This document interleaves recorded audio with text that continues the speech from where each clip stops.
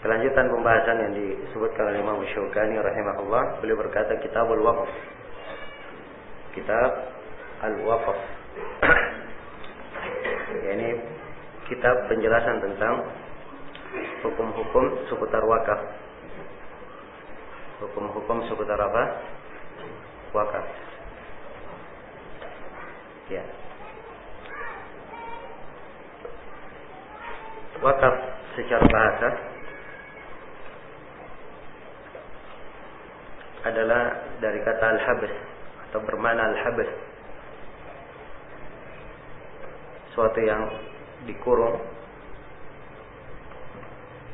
dan juga bermakna al-mana, suatu yang ditahan, dan juga bermakna as-sukun, suatu yang diam tidak bergerak. Nah, dan mana-mana secara bahasa ini tentunya punya kaitan dengan makna wakaf secara apa? Istilah. Sebab sesuatu yang diwakafkan, maka dia telah ditahan kepemilikannya, dan dia adalah hal yang sudah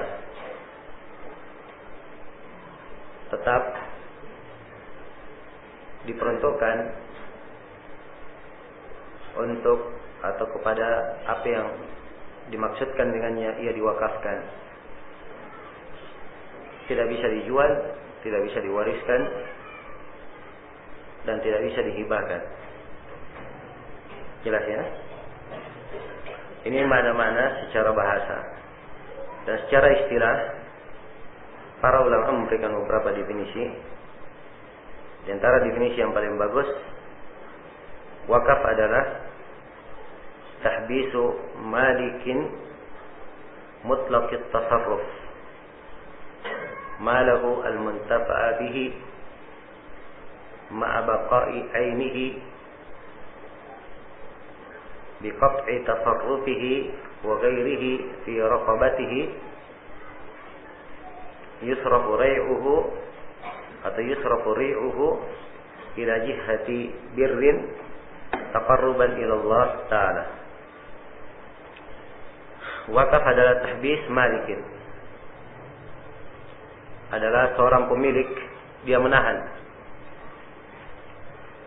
Pemilik yang bagaimana? Mutlaqit tasarruf, pemilik yang dia bebas bertransaksi. Nah, kita akan terangkan ya syarat orang yang mewakafkan. Di sini sudah diglobalkan tentang syarat ini. Dia punya bisa untuk melakukan transaksi. Dia menahan atau dia menahan hartanya yang bisa dimanfaatkan. Hartanya yang bisa apa? Dimanfaatkan. Ma'abaqai ainihi. Ya. Dengan tetap ainnya, hartanya tetap. Tapi manfaatnya mengalir. biqat'i tasarrufihi wa ghairihi fi raqabatihi. Ya. Bagaimana dia maksud menahan hartanya ini? Jadi dia menahan hartanya ini, dia tidak punya hak lagi untuk tasarruf di dalamnya, mengotak-atik di dalam harta itu. Tidak pula selainnya pada keturunannya. Yusrafu ri'uhu ila jihati bir. Keuntungan dari harta tersebut itu dimanfaatkan untuk kebaikan. Taqarruban ila Allah Ta'ala, untuk mendekatkan diri kepada Allah Ta'ala. Jadi ini yang disebut dengan wakaf. Seorang menahan harta atau dia mewakafkan sebuah harta. Harta ini bisa dimanfaatkan. Ya. Asal dari harta tetap tidak berubah, tapi manfaatnya mengalir untuk kebaikan. Dan dia mewakafkan karena taqarrub, mengharap pahala dari Allah Subhanahu wa Ta'ala. Ya, jadi ini definisi wakaf. Dan wakaf adalah hal yang disyariatkan. Dia adalah hal yang disyariatkan. Ya. Masuk di dalam dalil-dalil umum.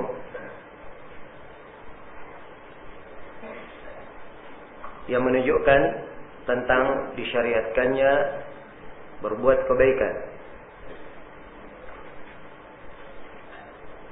Seperti firman Allah Subhanahu wa Ta'ala, "La tanalul birra hatta tunfiqu mimma tuhibbun." Kalian tidak mendapatkan albir, kebaikan, sampai kalian menginfakkan apa yang kalian cintai. Dan juga ayat di surah Yasin, Inna nahnu naktubu ma qaddamu atharahum. Sungguhnya kami menulis amalan yang mereka kedepankan dan jejak-jejak amalannya. Ini wakaf masuk juga di dalamnya, dari amalan kebaikan yang dia lakukan. Iya. Ini dari apa? Dari Al-Quran. Adapun dari hadits Rasulullah sallallahu alaihi wasallam, ya, adalah hadits riwayat Bukhari dan Muslim tentang kisah Umar bin Khattab radhiyallahu taala anhu yang mewakafkan hartanya. Ya, dari hadits Ibnu Umar. Ibnu Umar berkata, Umar asaba ardan bi Khaybar. Sesungguhnya Umar, beliau mendapatkan tanah di Khaybar. Faqala ya Rasulullah, maka dia berkata, wahai Rasulullah, asabtu ardan di Khaybar, lam usib malan qad anfasa indi minhu, fama ta'muruni. Dia berkata, ya Rasulullah, saya mendapatkan tanah di Khaybar, saya tidak pernah dapatkan harta yang lebih bernilai untuk saya seperti itu. Ya. Apa yang kamu perintah kepadaku? Maka ini menunjukkan bahwa dari wakaf itu dia adalah sesuatu yang harta itu bisa tetap tinggal, tetapi manfaatnya bisa mengalir, bisa mendatangkan manfaat dan mengalir, digunakan di dalam kebaikan. Ya, dan di pernyataan Umar ini juga menunjukkan bahwa harta yang dipilih untuk wakaf itu adalah harta yang apa? Harta yang dicintai dan disenangi oleh seorang hamba. Sampai Umar di sini mengatakan, ampas indi, yang paling apa? Nafis di sisi saya. Ya. Faqalat, maka Nabi bersabda, in syi'ta habista aslaha wa tasaddaqta biha. Ya. Maka kata Nabi sallallahu alaihi wasallam, kalau kamu ingin, kamu tahan asalnya dan kamu bersedekah dengannya. Ya. Bersedekah dengannya. Ini pernyataan tentang apa? Wakaf. Kalau dikatakan habis ta'aflaha, artinya kamu wakafkan. Kamu wakafkan harta tersebut. Fatasaddaqa biha Umar. Maka Umar pun bersedekah dengannya. Ini bahasa lain ya dari bahasa wakaf. Sebab wakaf itu ada dengan lafaz sharih dan ada dengan lafaz apa? Kinayah, dan akan kita terangkan. Ala alla tuba wa la tuhab wa la turaf. Maka Umar pun mewakafkannya dengan ketentuan tidak boleh dijual. Tidak boleh diberikan. Tidak boleh diwariskan. Ya, tidak boleh diberikan, maksudnya tidak boleh dihibahkan, tidak boleh dijual. Fil fuqara. Ya, beliau wakafkan untuk fakir miskin. Dawil qurba, karib kerabat, wariqab, budak-budak, wadhaif, tamu-tamu, wabni sabil. Ada orang yang apa? Kehabisan bekal. Ya, orang yang kehabisan bekal. La junaha ala man waliha, la junaha ala man waliyaha ay ya'kula minha bil ma'ruf. Ya, wa yat'am ghairu mutawawwil. Tidak ada masalah bagi siapa yang mengurus wakaf ini untuk makan darinya dengan ma'ruf dan memberi makan tanpa mutamawil, tanpa dia mengumpulkan harta di belakangnya. Iya. Jelas ya? Maka ini dalil tentang disyariatkannya wakaf. Tentang disyariatkannya wakaf, dan juga dimaklumi hadis Abi Hurairah riwayat Muslim, idza mata al-insanu atau idza mata al-insanu inqata'a min amalihi illa min salat. Shadaqatun jariyah wa ilmun yuntafa'u bih wa waladun salihun yad'u lah. Apabila manusia meninggal maka terputus seluruh amalannya kecuali apa? 3. Shadaqah jariyah, ilmu yang bermanfaat, dan apa? Anak saleh mendoakan untuknya. Shadaqah jariyah inilah wakaf. Jelas ya? Yang diinginkan. Dan sepakat para ulama tentang wakaf ini. Dan sepakat para sahabat tentang wakaf, dan para sahabat masyhur dari mereka auqaf. Abu Bakar ada wakaf yang dikenal dari beliau, Umar, Utsman, Ali, bahkan sebagian sahabiat, Ummu Salamah dan lain-lainnya, mereka semuanya punya wakaf-wakaf yang mereka peruntukkan untuk jalur-jalur kebaikan. Iya. Maka ini tentang dalil disyariatkannya wakaf dari Al-Quran dan As-Sunnah menurut kesepakatan para ulama. Iya. Kemudian Asy-Syaukani rahimahullahu taala menjelaskan di sini tentang wakaf. Dan kita memberikan 8 catatan pembahasan di sini. Yang pertama, syariat wakaf. Saya sudah terangkan tentang definisi dan syariatnya. Yang kedua, syarat-syarat wakaf. Asy-Syaukani berkata, man habbasa milkahu fi sabilillahi sara muhabbasan. Ya. Siapa yang mentahbis? Ya, mentahbis. Tahbis itu kadang diartikan di dalam, kalau di bahasa Indonesia diartikan dengan kata apa? Dipenjarakan. Sebab dia tidak bisa apa? Kemana-mana. Memang diperuntukkan untuk itu saja. Ya, jelas ya? Siapa yang menghabas, yang menahan hartanya fi sabilillah, di jalan Allah, maka sara muhabbasan, maka dia dianggap muhabbas, artinya dianggap tanah apa? Dianggap suatu wakaf. Dianggap barang wakaf. Jelas ya? Ya, jadi ini ketentuan wakaf. Nampak dari sini bahwa wakaf itu disyaratkan padanya beberapa syarat. Nah, ya syarat yang pertama,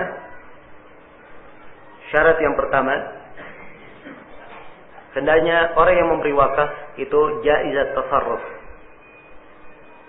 Orang yang memberi wakaf adalah apa? Jaiz at-tasarruf.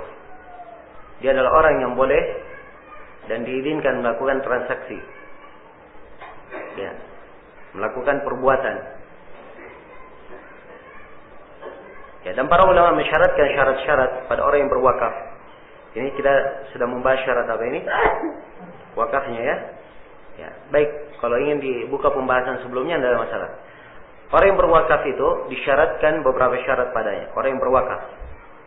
Ya, si A, si B ingin mewakafkan tanah dia ingin membangun sebuah gedung yang dipakai untuk kemaslahatan umum, ya, jelas, maka dia ini dikatakan ingin mewakafkan. Apa syarat kalau dia ingin mewakafkan? Syarat yang harus terpenuhi pada dirinya ada 3 syarat. Syarat yang pertama, dia harus akil, orang yang waras. Ya. Syarat yang kedua, dia adalah seorang yang balik. Seorang yang balik.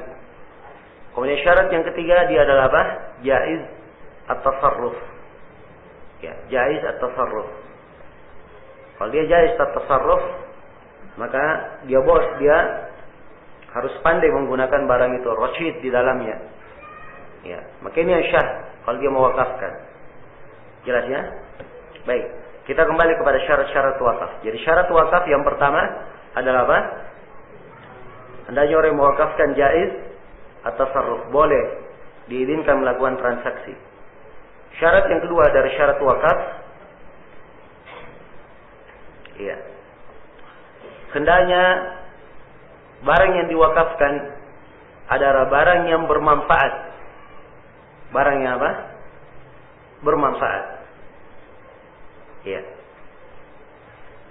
Kemudian manfaatnya adalah manfaat yang terus bisa dinikmati. Jelas ya? Bisa dinikmati. Ini syarat yang kedua. Jadi kalau dia mewakafkan sesuatu yang tidak ada manfaatnya, maka ini tidak syah sebagai apa? Sebagai wakaf. Atau dia mewakafkan sesuatu yang manfaatnya tidak tetap. Manfaatnya misalnya sementara saja.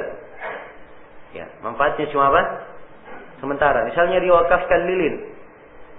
Ya, untuk menerangi orang yang berada di mana? Di masjid. Ya, lilin sekali pakai langsung apa? Habis. Maka ini tidak syah sebagai apa? Sebagai wakaf. Tapi para ulama yang mensyaratkan ini, mereka ada perbedaan pendapat. Apakah wakafnya harus selamanya, atau wakafnya asalnya selamanya, tapi kalau waktu tertentu dia rusak, maka dia masih tetap sebagai wakaf. Contoh misalnya, ya dimaklumi ya, seperti misalnya buku-buku. Ya, buku apakah boleh diwakafkan? Ya, dimaklumi buku ini mungkin termakan suatu saat, berapa ratus tahun lagi mungkin dia sudah apa? Sudah rusak. Ya, jelas ya? Apakah boleh? Jawabannya, menurut pendapat yang terkuat, itu adalah hal yang apa? Yang boleh. Ya. Jadi asalnya dia bisa tetap manfaatnya. Kalau suatu saat manfaatnya hilang karena suatu dan lain hal, maka tidak ada masalah. Ya, demikian pula hal yang lainnya. Kalau misalnya diwakafkan kipas angin misalnya ke masjid. Ya, contoh ya, kipas angin dipakai, tapi ada saatnya kipas angin ini, ya, dia perlu perawatan. Ya, dan kadang ada yang dirawat-rawat tidak bisa baik sudah. Ya, dalam artian dia harus ya, diganti. Jelas ya? Baik. Ini kalau seperti ini keadaannya, dia adalah wakaf yang sudah tidak dimanfaatkan lagi. Ya, makanya ada pembahasannya nanti. Kalau seperti kipas angin tidak dimanfaatkan lagi, dilihat kalau dia bisa dijual, ya, masih ada nilainya, maka nilainya dijual, kemudian dimasukkan lagi, ya, ke dalam hal yang masih semisal dengan wakaf. Ya, misalnya dibelikan lagi kipas angin misalnya, ya jelas ya. Ya, 10 kipas angin rusak, kalau dijual semuanya dapat kipas angin baru 1 misalnya. Ya, maka ini tidak ada masalah, jelas ya. Baik, kemudian syarat yang kedua, jadi manfaatnya ini manfaat yang tetap. Ya, jelas ya, manfaat yang tetap. Demikian pula kalau dia datang misalnya dia bawa makanan, ini makanan saya wakafkan di masjid. Ya, boleh atau tidak? Ya, ini bukan wakaf namanya, tapi itu apa? Sedekah, pemberian. Kalau wakaf itu ketentuannya dia apa? Dia tetap. Ya, jelas ya?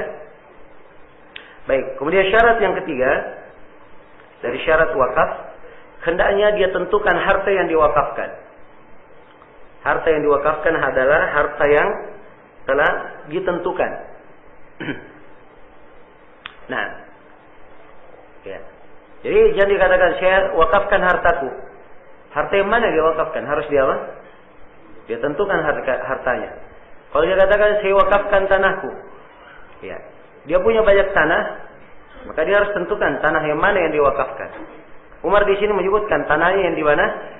di Khaybar disebut. Ya, bagiannya di Khaybar. Ya. Maka ini penentuan. Ya. Apa? Harta wakafnya. Penentuan harta wakafnya. Kemudian syarat yang keempat, ya, dia harus tentukan dia wakafkan untuk apa. Nah, dan siapa yang menanggung atau siapa yang memegang wakaf itu. Ya. Ya, kalau dia wakafkan, maka dia tentukan ini wakaf untuk apa. Ya, jelas ya.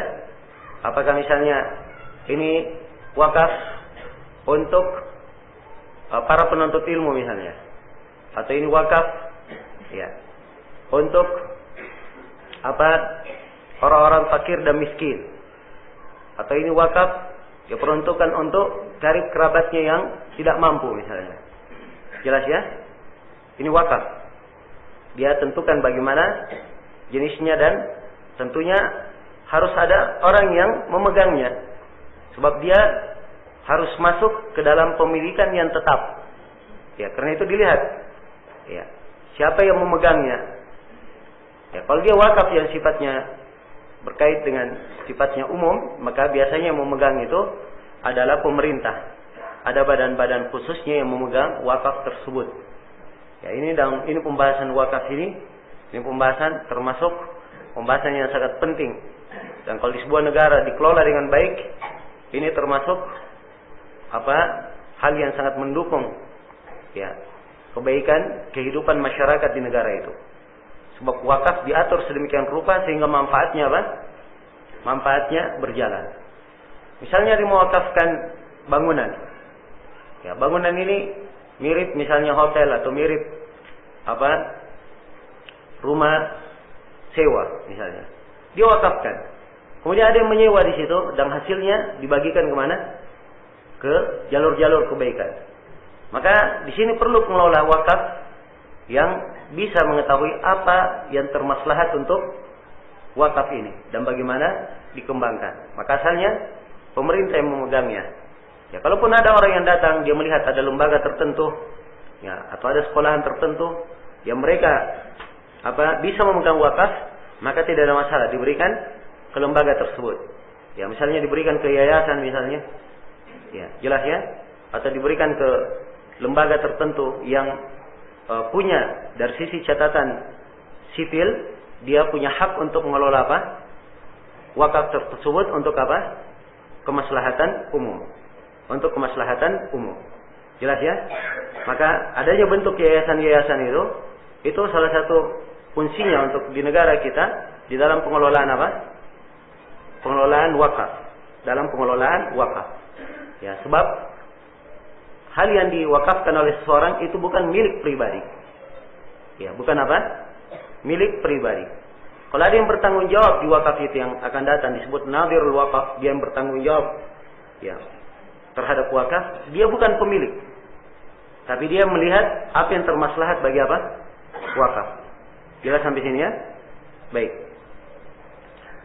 Kemudian berikutnya syarat yang berapa sekarang?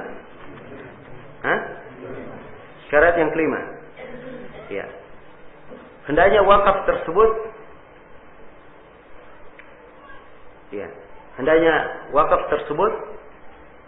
atau manfaat dari wakaf tersebut diperuntukkan untuk kebaikan. Diperuntukkan untuk amalan-amalan kebaikan. Ya, amalan kebaikan beraneka ragam amalan kebaikan. Maka kalau seorang datang dia berkata, ini saya sudah wakafkan, artinya amalan kebaikan apapun bisa bisa dimasukkan di dalamnya. Iya. Jelas bisa dimasukkan di dalamnya. Tapi kalau misalnya dia berkata, ini tanah misalnya atau ini gedung misalnya saya bangun dan saya wakafkan untuk fakir miskin saja misalnya. Atau saya wakafkan untuk para penuntut ilmu saja. Ya, maka asalnya dia digunakan untuk Untuk itu saja, karena dia mewakafkan untuk itu. Dan Umar ketika beliau wakafkan tanahnya di Khaybar, beliau tentukan siapa-siapa saja yang diberikan dari wakaf itu. Padahal ya sumber-sumber perbuatan kebaikan itu banyak. Tapi Umar membatasi pada siapa yang dia sebut saja. Baik. Jadi ini syarat yang keempat ya, di wakaf itu dipergunakan untuk kebaikan. Kemudian yang kelima dari syarat wakaf, baik, yang keenam dari syarat wakaf, wakaf ini tidak boleh diberikan pada saat, tidak boleh dikeluarkan oleh si pewakaf pada saat sakit yang dia mati di situ atau diberikan setelah dia meninggal. Jelas ya? Sebab kalau dia tentukan wakaf ketika akan meninggal atau setelah dia meninggal ahli warisnya mengeluarkan darinya wakaf, maka itu lain lagi hukumnya. Sebab ini ada pembahasannya dengan wasiat dan pembahasan apa? Warisan. Itu bukan terkait dengan masalah apa? Masalah wakaf. Ya, jadi kalau dia ingin keluarkan wakaf itu di waktu dia sehat. Di waktu dia apa? Dia sehat, di waktu ya bukan dia sakit, di waktu dia sehat dia sudah mengeluarkan wakafnya. Adapun kalau dia mau meninggal, kemudian dia mengatakan ini saya wakafkan, maka apa yang dia katakan dia wakafkan itu namanya apa? Wasiat, dan wasiat akan datang hukumnya. Ya, akan datang hukumnya dan penjelasannya. Jelasnya? Baik. Kemudian syarat yang keberapa sekarang? Syarat yang ketujuh, hendaknya wakaf tersebut adalah wakaf yang sudah kontan, sudah siap langsung. Ya, jelas? Bukan wakaf yang hanya baru dia janjikan. Ya.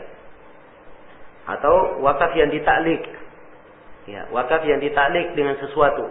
Ini tanah ini wakaf ya sebulan lagi. Dia sebut sebulan lagi. Ya, ini belum syah. Nanti kalau dia datang sebulan lagi, dia katakan ini saya wakafkan, itu tidak ada masalah. Jelas ya? Tidak ada masalah. Baik. Ini 7 syarat dari syarat apa? Syarat wakaf. Ya. Lafaz mewakafkan itu ada 2 macam. Ada lafaz sharih dan ada lafaz apa? Kinayah. Ya, kadang pakai sharih dengan kata ya habastu. Ya. Waqaftu. Ya. Sabbaltu. Ya. Saya wakafkan hal ini. Saya jadikan tanah ini sebagai tanah yang manfaatnya tertahan untuk fakir miskin saja. Ini bahasa menunjukkan apa? Tegas, itu apa?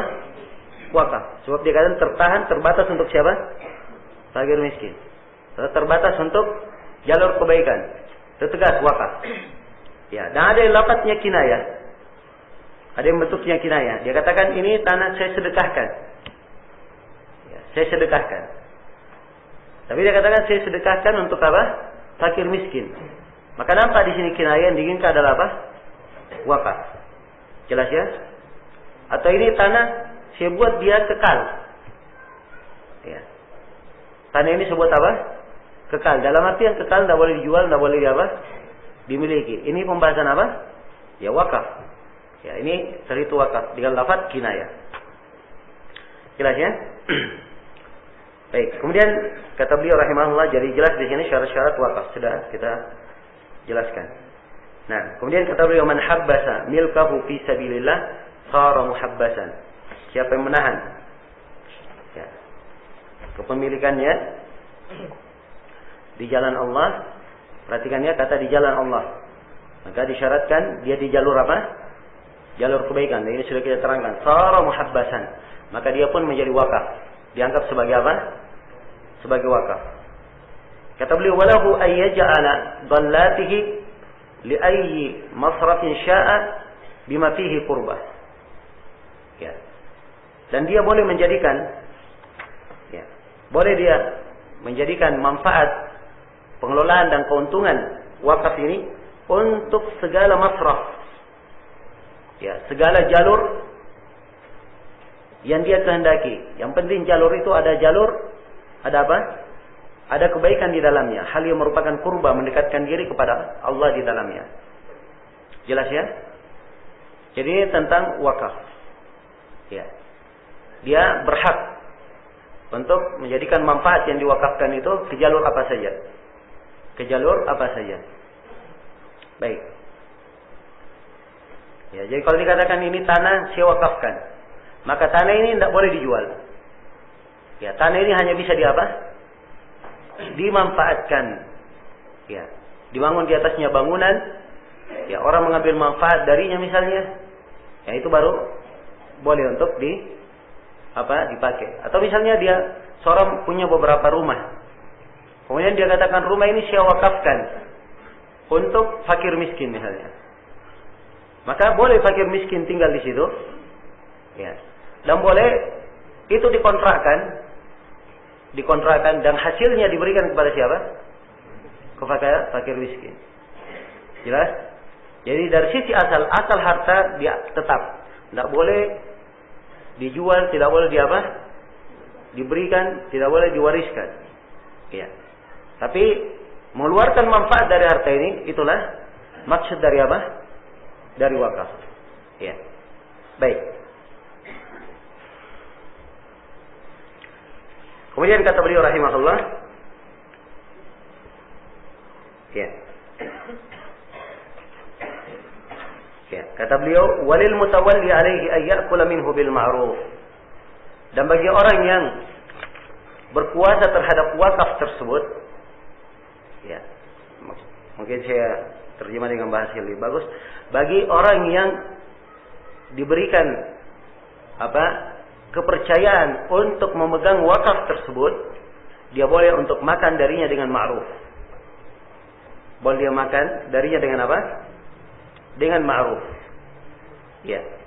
Ini al-mutawalli, orang yang diberi kepercayaan memegang wakaf, inilah yang disebut dengan nama apa? Nadir al-waqaf. Ya, nadir apa? Al-waqaf. Orang yang memandang wakaf ini, orang yang memegang wakaf tersebut.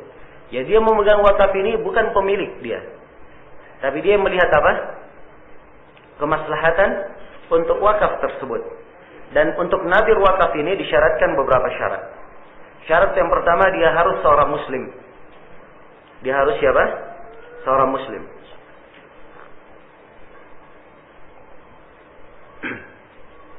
Kemudian syarat yang kedua, dia harus seorang yang mukallaf. Dia harus seorang yang apa? Mukallaf. Kemudian syarat yang ketiga, karena dia adalah pekerjaan dan amanah, maka orang yang dipekerjakan itu ada dua ketentuan secara umum. Inna khaira man istajarta apa? Al-qawiyul amin. Ya, dia punya amanah dan punya kemampuan untuk mengelola wakaf. Punya amanah dan punya kemampuan untuk apa? Mengelola wakaf. Ini syarat apa? Nadir al-waqaf. Jelas ya? Baik. Jadi secara umum wakaf ini, kalau dia sudah masuk ke dalam wakaf, maka dia adalah bukan milik pribadi lagi. Karena itu tadi saya katakan bahwa wakaf itu, ya, yang mengelolanya dan harusnya di pemerintahan itu diatur oleh pemerintah. Diatur oleh apa? Pemerintah. Kalau ada setiap wakaf misalnya, ada nabir-nabirnya, maka tetap di bawah kontrol apa? Pemerintah. Kalau misalnya nabir wakafnya melenceng misalnya, nadir wakafnya, ya, ternyata wakafnya dia tidak manfaatkan dengan baik, atau wakafnya dia tidak pergunakan, dia keterlaluan di dalam mempergunakan keuntungannya untuk kepribadiannya. Ya, siapa yang mengontrolnya? Ya, maka ini yang mengontrolnya adalah siapa? Ya, pemerintah. Sebab memang asalnya ini adalah hal yang bukan lagi menjadi milik pribadi. Jelas ya? Wakaf itu bukan lagi milik pribadi. Baik. Jadi ini syarat nadirul wakaf. Ya. Kata Syukani dia boleh makan ya dari wakaf itu bil ma'ruf, dengan hal yang ma'ruf.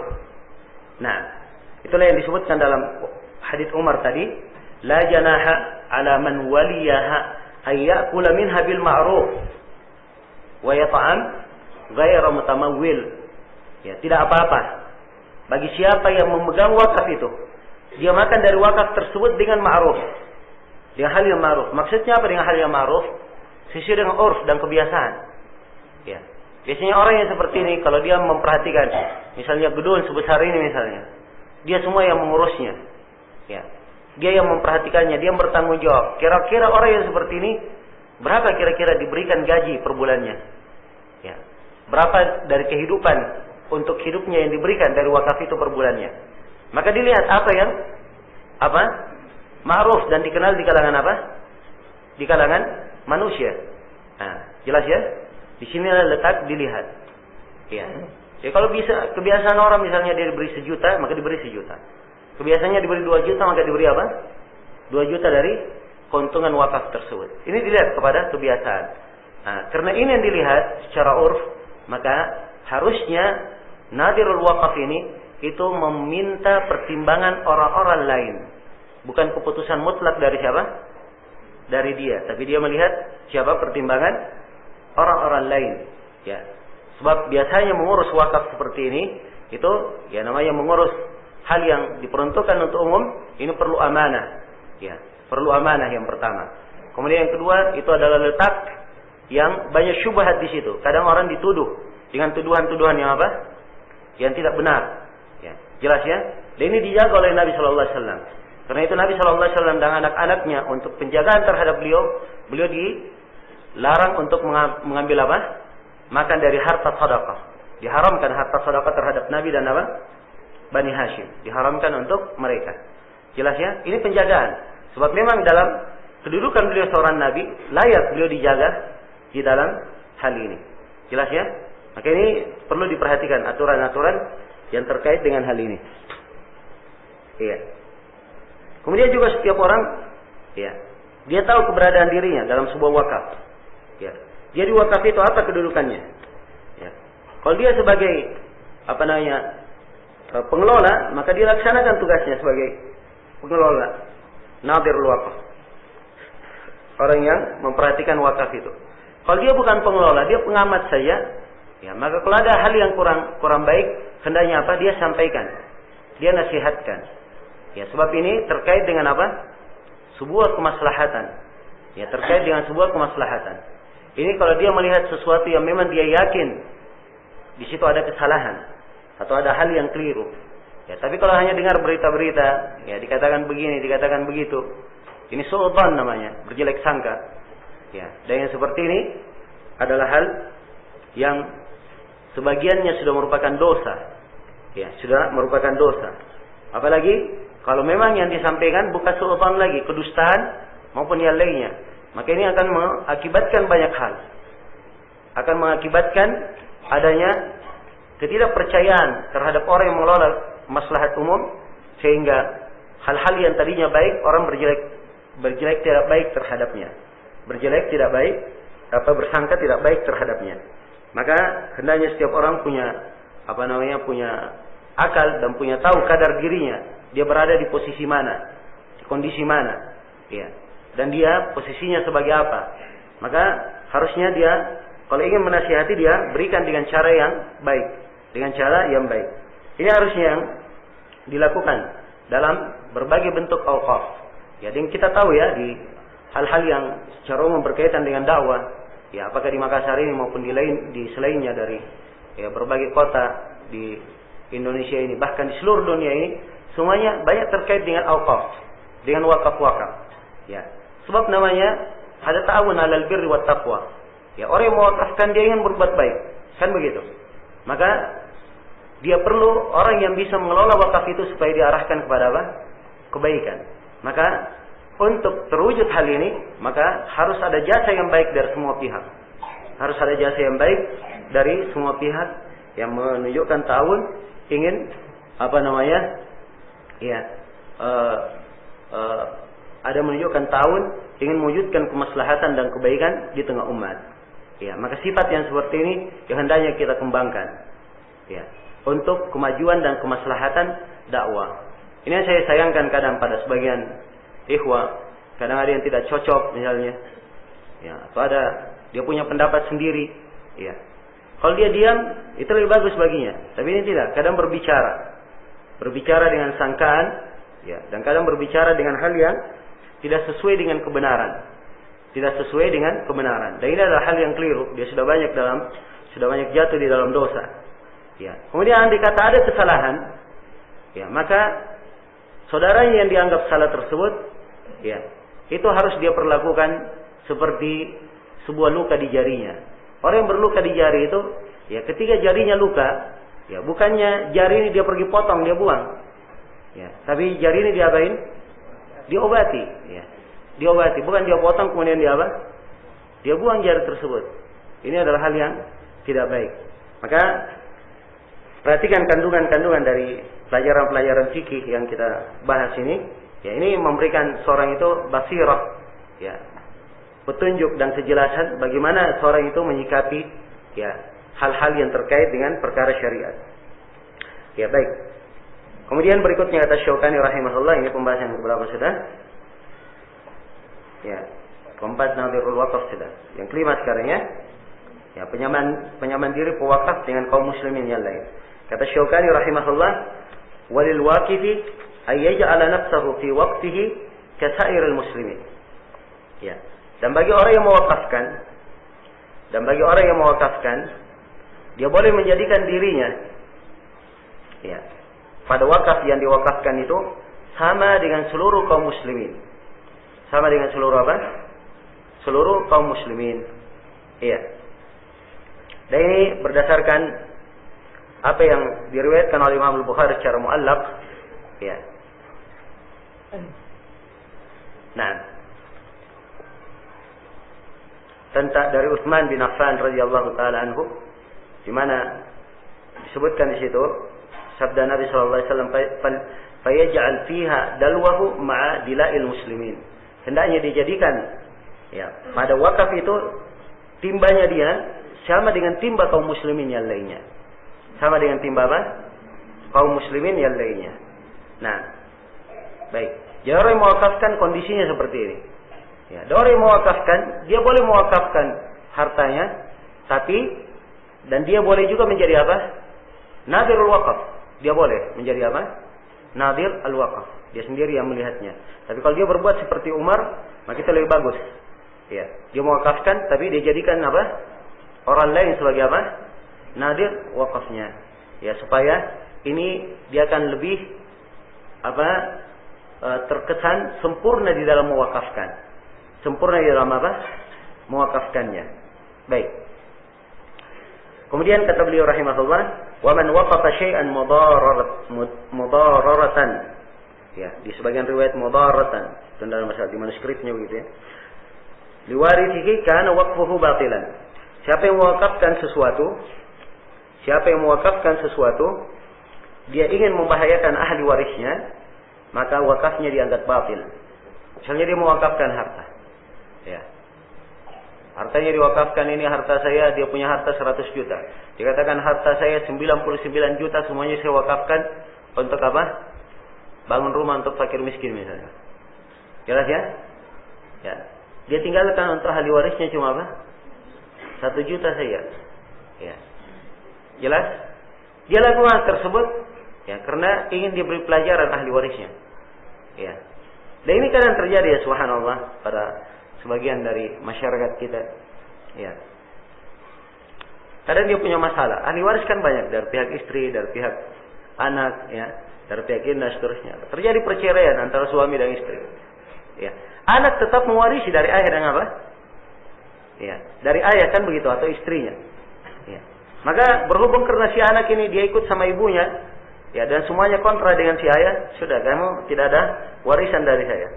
Ya, ini tidak diperbolehkan. Jelas ya? Sebab asalnya dia adalah apa? Anaknya. Ya, memiliki hak waris darinya. Jadi kalau misalnya dia sengaja mewakafkan hartanya untuk membahayakan anaknya, maka ini apa? Tidak diperbolehkan. Ya, dalil umumnya tentang tidak diperbolehkan adalah hadis Rasulullah SAW, la darar wa la dirar. Ya, tidak ada bahaya dan tidak boleh membahayakan. Nah, baik.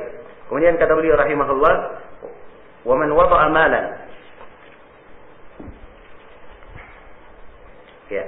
Ini pembahasan yang ke-7. Wakaf terhadap sesuatu yang tidak dimanfaatkan. Man wada'a malan fi masjidin atau mashhadin la yantafi'u bihi ahadun jaza sarfuhu fi ahli al-hajati wa masalihil muslimin. Siapa yang meletakkan harta di sebuah masjid atau di sebuah mashhad, tempat berkumpulnya manusia, ya, la yantafi'u bihi ahad, di mana tidak seorang pun yang mengambil manfaat dengannya, maka jaza sarfuhu, boleh untuk digunakan, dimanfaatkan fi ahlil hajat, pada orang-orang yang punya keperluan, wa masalihil muslimin, pada apa-apa yang ada maslahat untuk apa? Untuk kaum muslimin. Ya. Nah, jelas ya? Pada apa-apa yang merupakan maslahat untuk kaum muslimin. Ya. Ya, kalau misalnya ada harta di sebuah masjid, ya, diwakafkan di sebuah masjid harta itu, diletakkan, dan di masjid itu sendiri tidak dipakai, maka ini boleh diserahkan kepada yang lain, ya, boleh disalurkan kepada orang yang mempunyai hajat dan apa-apa yang ada kemaslahatan kaum muslimin. Dan ini berdasarkan hadis Aisyah dalam riwayat Muslim, ya, di mana di akhir dari konteksnya tentang hadis itu, laula anna qaumaki haditsu ahdin bi jahiliyah, andai kata kaummu bukan orang yang baru masuk Islam, kemudian di akhirnya la anfaqtu kanzal Ka'bah fi sabilillah, sungguh saya akan infakkan harta dari Ka'bah itu di mana? Fi sabilillah, di jalan Allah. Ya, jelas ya? Baik.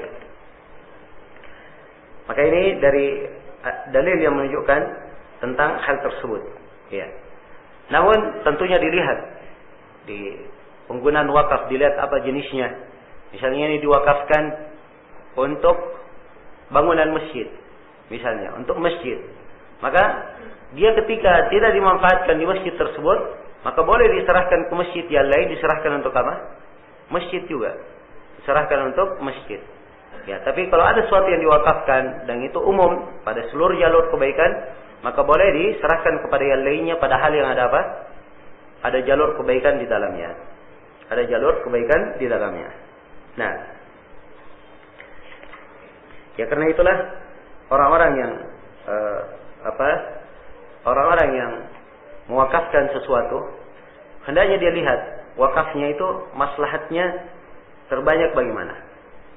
Saya beri contoh, misalnya dia mewakafkan sebuah harta di jalur tertentu dari jalur kebaikan. Di jalur kebaikan ini kalau dia wakafkan di situ ada 3 maslahat yang dia dapat. Misalnya, ada jalur kebaikan yang lainnya kalau diwakafkan di situ dia dapat berapa? Dia dapat 5 maslahat. Dia dapat 5 apa? 5 maslahat. Maka yang dikedepankan yang mana? Ya tentunya yang 5 maslahat. Jelas ya? Baik. Ini diantara perbandingan. Saya beri contoh lain misalnya, ya, berinfak antara orang fakir miskin dan antara para penuntut ilmu misalnya. Ya, jelas ya? Yang mana yang lebih didahulukan? Ya, kalau fakir miskin kemaslahatannya untuk siapa? Fakir dan miskin itu saja. Tapi untuk para penuntut ilmu kemaslahatannya untuk si penuntut ilmu dan juga untuk siapa?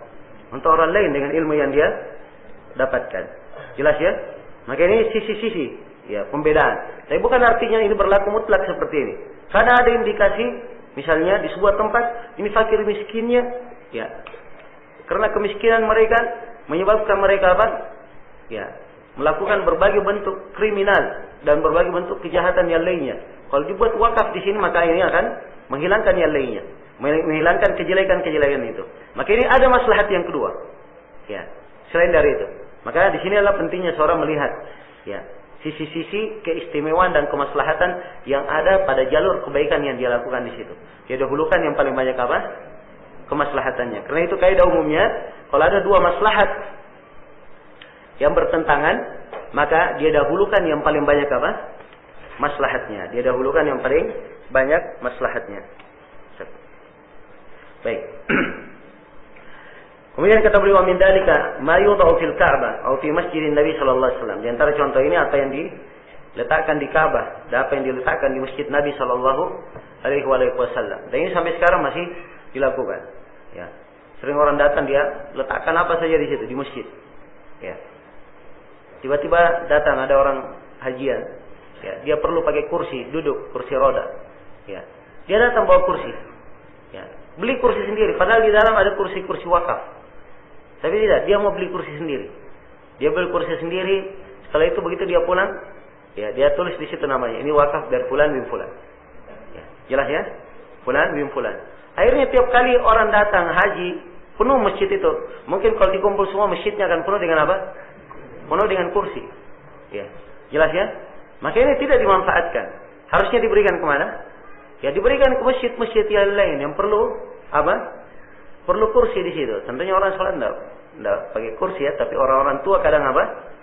Yang tidak bisa berdiri, kadang dia perlu apa? Kursi, duduk di atas kursi. Jelas ya? Ini contoh ya, contoh dari bagaimana wakaf itu dimanfaatkan dan dialihkan. Nah, dan di sini juga dibahas oleh para ulama tentang wakaf yang sudah ta'attalat masalihu. Kemaslahatannya sudah apa? Sudah habis, sudah hilang. Misalnya diwakafkan masjid. Ya ternyata masjid itu sudah apa? Sudah tidak dipergunakan lagi, tidak dipakai lagi. Iya. Mau dihidupkan juga tidak bisa dihidupkan lagi karena ada sebab-sebab yang terjadi. Misalnya. Maka ini bagaimana keadaan tanah wakafnya? Ya, maka di sini boleh tanah wakaf ini dia apa? Dipindahkan ke tempat yang lain, dijual kemudian dia apa? Dipindahkan ke tempat lain yang di tempat lain ini dimanfaatkan dan berjalanlah maksud dari apa? Maksud dari wakaf itu. Sebab maksud dari wakaf asalnya tertahan, manfaatnya apa? Manfaatnya mengalir. Ini tidak ada manfaat yang mengalir. Ya. Maka ini tidak sejalan dengan makna dan maksud dari wakaf. Jelas sampai sini ya? Baik. Kemudian kata beliau yang terakhir di sini dalam pembahasan wakaf, kata beliau wal waqfu 'alal quburi li raf'i samkiha wa tazyiniha aw fi'li ma yajlibu 'ala za'iriha fitnah batilun. Ya. Kata beliau dan wakaf terhadap kuburan. Ya. Dengan mengangkat bangunan kuburan ini menjadi tinggi, atapnya menjadi tinggi. Wa tazyiniha. Dan kuburan itu dihiasi. Ya. Atau dia melakukan perbuatan yang membuat fitnah orang yang mengunjunginya, maka wakaf yang seperti ini adalah wakaf yang batil. Wakaf yang apa? Batil. Ya, dan telah kita sebutkan salah satu dari syarat wakaf itu harus apa? Di amalan kebaikan. Begini bukan amalan apa? Bukan amalan kebaikan. Ya. Ini bukan amalan kebaikan. Sebab kubur tidak boleh dihiasi, tidak boleh dibanguni, tidak boleh ditinggikan kubur itu. Ya, jelas? Dan di dalam hadits Ali bin Abi Thalib yang diriwayatkan oleh Imam Muslim, ya Ali berkata bahwa Rasulullah SAW memerintah beliau, "Allah yada'a qabran musyrifan illa sawwahu." Ya. Nah, jadi beliau berkata bahwa Nabi memerintah saya, "Allah ada'a qabran musyrifan illa sawaitu, wala timsalan illa tamastu." Ya, tidaklah saya meninggalkan kubur yang tinggi kecuali saya ratakan. Tidak pula ada gambar kecuali saya hapus gambar tersebut. Jelas ya? Maka hal yang batil seperti ini tidak syah untuk apa? Dijadikan sebagai wakaf. Hilang padanya syarat dari wakaf. Baik, ini beberapa penjelasan yang berkaitan dengan masalah wakaf. Kemudian berikutnya kata Asy-Syaukani rahimahullahu taala, ya, Kitabul Hadiyah. Ini kitab berkaitan dengan masalah apa? Dengan masalah hadiah. Nah, hadiah adalah sebuah pemberian. Ya, hadiah dimaklumi ya dari sisi bahasa adalah pemberian. Ya. Dan hadiah yang dimaksudkan adalah dia menyerahkan harta. Dia menyerahkan harta untuk dimiliki tanpa bayaran. Ya, tanpa apa? Tanpa bayaran. Iya. Itu yang dimaksud dengan nama apa? Al-hadiyah. Nah, baik. Kata Syaukani rahimahullahu taala, yushra'u qubuluha. Ya, hadiah itu disyariatkan untuk diterima. Hadiah disyariatkan untuk diterima. Baik. Pertama sebelum kita bahas tentang disyariatkan menerima hadiah, ya. Memberi hadiah itu adalah hal yang apa? Disyariatkan. Sholat sering memberi hadiah, dan adanya hadiah, ya, dia kadang masuk dalam berbuat ihsan, ya, dan dalam Al-Quran ada sejumlah ayat yang menunjukkan tentang hal itu, dan kadang dia masuk ke dalam perbuatan baik, amalan bir, ya, dan Nabi Shallallahu Alaihi Wasallam menganjurkan untuk orang itu saling memberikan hadiah dan membalas, ya, orang yang memberi hadiah dengan apa yang semisal dengannya atau lebih, jelas ya. Maka di sini diterangkan oleh Syaukani rahimahullah bahwa hadiah itu disyariatkan untuk diterima. Disyariatkan untuk apa? Diterima. Nah, di antara dalil yang disebutkan adalah hadits Abi Hurairah riwayat Al-Bukhari. Nabi sallallahu alaihi wasallam bersabda, "Lau du'itu ila dira'in," ya, atau di konteks berikutnya, "Walau uhdiya ilayya dira'un au qura' laqabiltu." Andai kata dihadiahkan kepadaku hanya dira', hanya tangannya atau kakinya atau qura', maka saya akan akan terima. Jadi hadiahkan misalnya kambing hanya diberi sebagian, beliau akan menerimanya. Nah, dan juga diriwayatkan oleh Imam Al-Bukhari dari hadits Aisyah, karena Nabi sallallahu alaihi wasallam yaqbalu al-hadiyah wa yuthibu 'alaiha. Dan adalah Nabi sallallahu alaihi wasallam beliau menerima hadiah dan membalasnya. Ini pembahasan yang kedua ya, tentang membalas hadiah. Ya.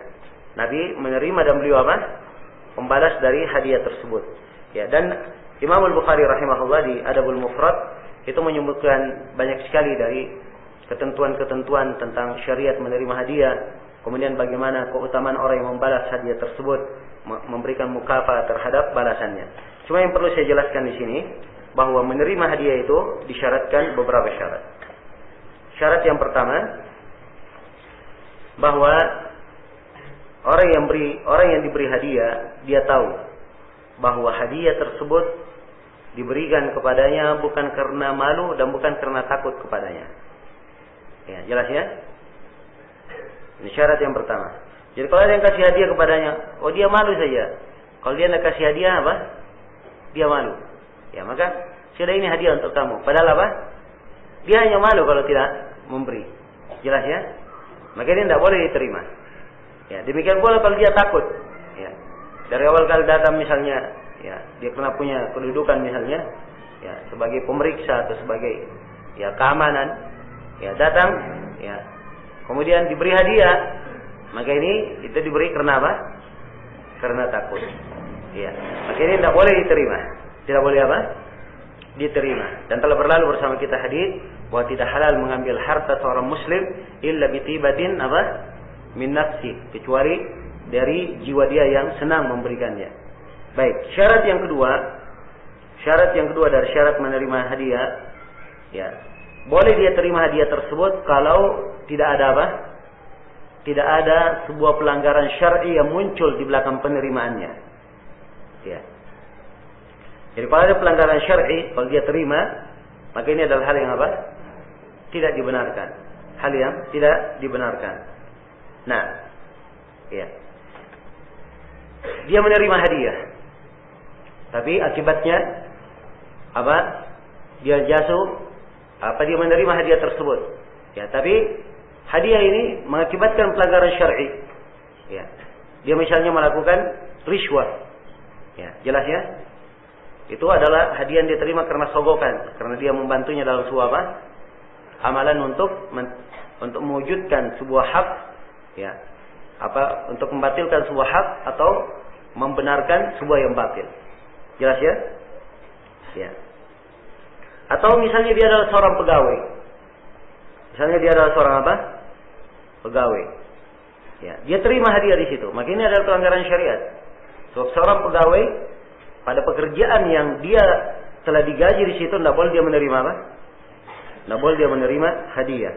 Dan Nabi sallallahu alaihi wasallam telah bersabda, hadiyatul ummal gulul. Hadiah para pekerja itu adalah gulul, harta rampasan. Ya. Jelas ya? Kemudian dikatakan syarat yang ketiga dari syarat menerima hadiah, ya, hadiah tersebut bukan hal yang diharamkan. Bukan hal yang diharamkan pada ainnya, pada zatnya. Ya. Misalnya dia diberi khamar misalnya, hadiah khamar. Boleh atau tidak diterima? Oh, jangan dia berkata, tidak boleh menolak hadiah. Disyariatkan menerima hadiah, diambil hadiahnya. Ya, tidak boleh. Jelas ya? Demikian pula kalau dia beri hadiah bangkai misalnya. Ya, dia terima atau tidak? Ya, ini sama, karena dia adalah hal yang diharamkan. Ya. Kemudian yang ketiga, tidak boleh dari syarat menerima hadiah tersebut bukanlah hak orang lain.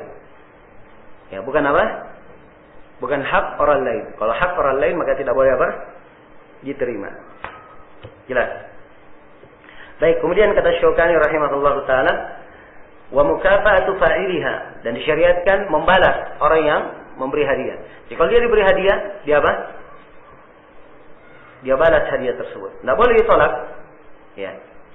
Tidak boleh ditolak hadiah, tapi nanti dia balas hadiah itu.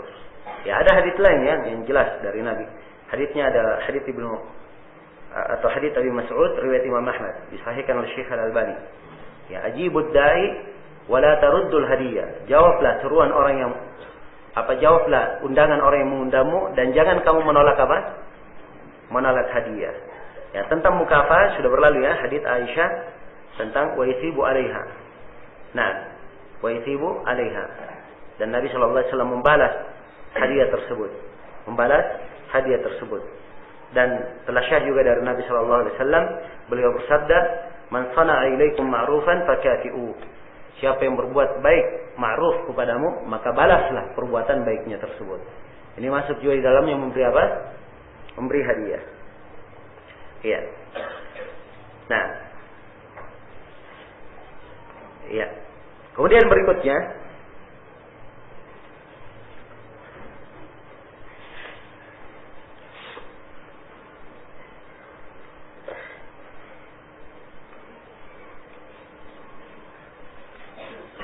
kemudian berikutnya kata Syaukani, wa tajuzu bainal muslimi wal kafir.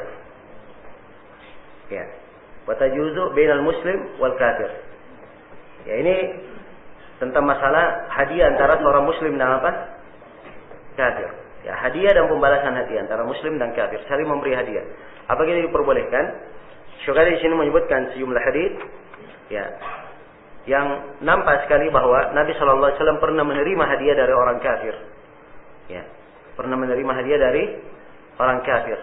Dan juga Nabi sallallahu alaihi wasallam yang mengizinkan sebagian sahabat untuk membalas hal tersebut. Ya, maka ini semuanya dalil yang jelas menunjukkan benarnya apa yang disebut oleh Syaukani di sini. Kemudian kata beliau, wa yahrumur ruju' fiha. Ini pembahasan yang ketiga, haraman pengembalian kembali hadiah yang telah diberikan. Jadi kalau sudah kasih hadiahnya, tidak boleh apa? Tidak boleh diambil lagi. Ya. Haram untuk rujuk darinya. Kenapa haram untuk rujuk? Karena Nabi SAW menegaskan tentang haramnya ini. Kata beliau dalam hadits Ibn Abbas, riwayat Bukhari dan Muslim, al-aidu fi hibatihi kal-aidi al-aidu fi hibatihi kal-kalbi ya'udu fi qai'ihi. Orang yang kembali kepada pemberiannya, ya. Hibah sama dengan hadiah ya dalam sebagian konteksnya, dalam sisi bahasa dan syariatnya. Karena itu beliau bawakan setelahnya pembahasan hibah. Ya, dan Asy-Syaukani akan terangkan nanti pembahasannya. Baik. Al-aidu fi hibatihi kal kalbi ya'udu fi qai'ihi.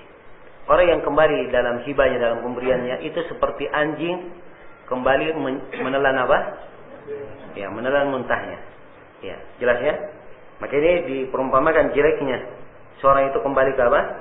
Mengambil hadiah yang diberikan. Ya, hadiah yang diberikan. Nah,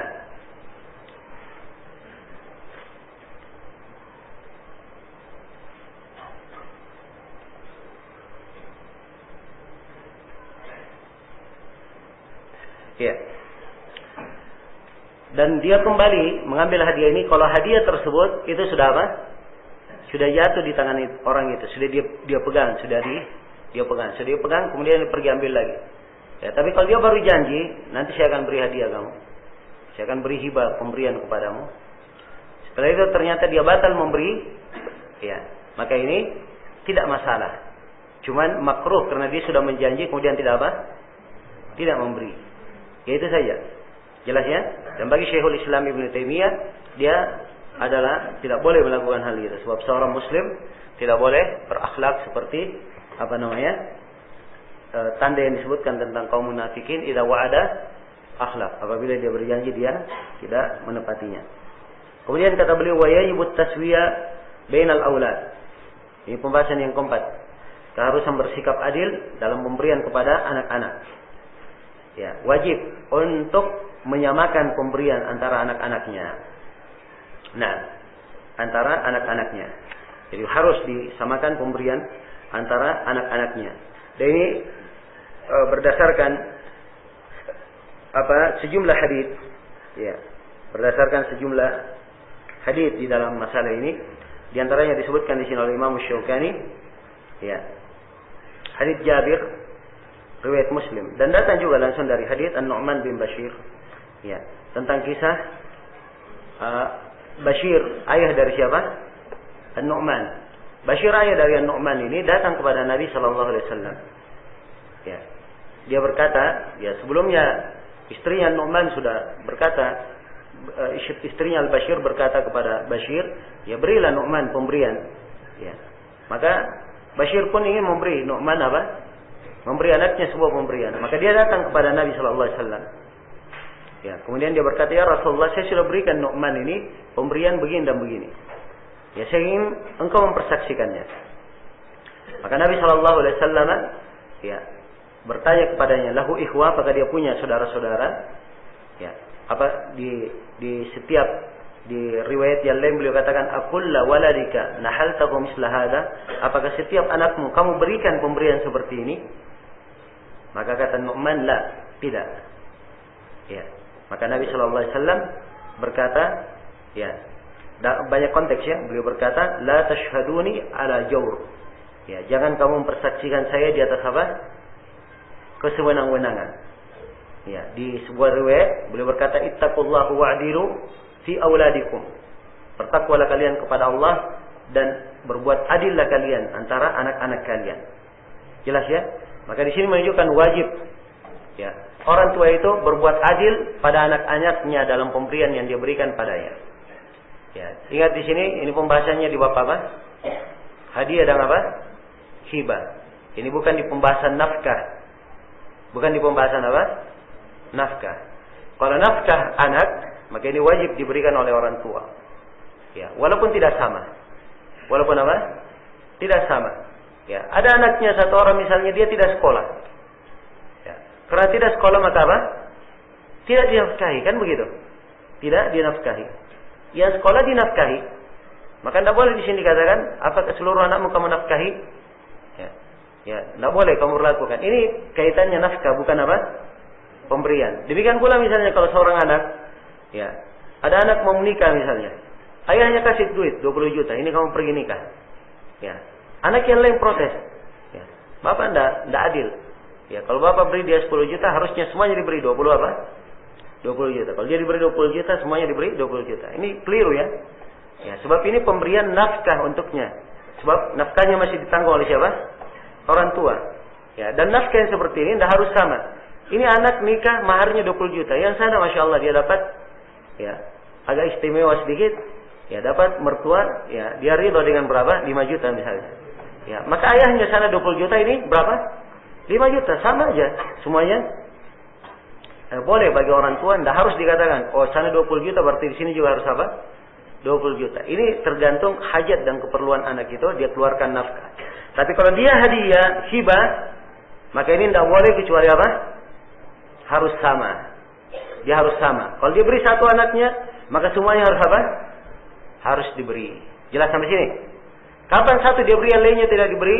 Itu adalah hal yang keliru. Dan Nabi sini membahasakan dengan bahasa yang tegas. Jangan persaksikan saya di atas kesenang-wenangan.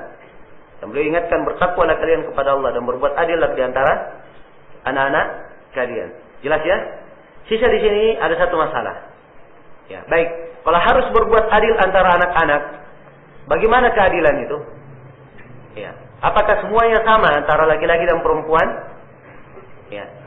Atau laki-laki bagiannya 2 kali lipat bagian perempuan? Sebagaimana dalam warisan.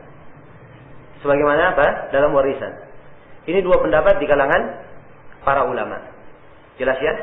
Sebagian para ulama berpendapat bahwa dia harus berbuat adil pada semua anak-anaknya. Laki-laki dan perempuan sama. Ya. Jelas ya? Jadi kalau anaknya diberi, ada anaknya diberi tanah, ya, 10 kali 10, semuanya harus diberi tanah 10 kali 10. Laki-laki dan perempuan. Jelas ya? Ya. Kalau menurut pendapat yang kedua, laki-laki 2 kali lipat bagian apa? Perempuan. Mereka mengambil ayat, ya, lidzakari mithlu hadzil unsayain. Ya. Yusikumullahu fi auladikum lidzakari mithlu apa? Hadzil unsayain. Ya. Allah memberikan wasiat kepada kalian pada anak-anak kalian. Laki-laki dia mendapatkan bagian 2 kali lipat dari bagian apa? Perempuan. Jadi kalau laki-laki diberi 10 kali 10 dari tanah, maka perempuan diberi berapa? 5 kali 5. Ya, jelas sampai sini? Ya, demikian. Itu yang adil menurut jumhur. Tapi sebagian para ulama tidak. Adil semuanya harus sama. Harus sama. Jelas ya? Ini dua pendapat di kalangan para ulama. Iya. Yang dikuatkan oleh Syekh Shalih Fauzan, Syekh Ibnu Utsaimin dan lain-lainnya, yang dikatakan adil itu, ya, apa? Laki-laki jatahnya 2 kali lipat dari apa? Dari perempuan. Baik. Selesai sampai sini? Hah? Jelas ya? Baik. Kemudian kata Syaukani rahimahullah,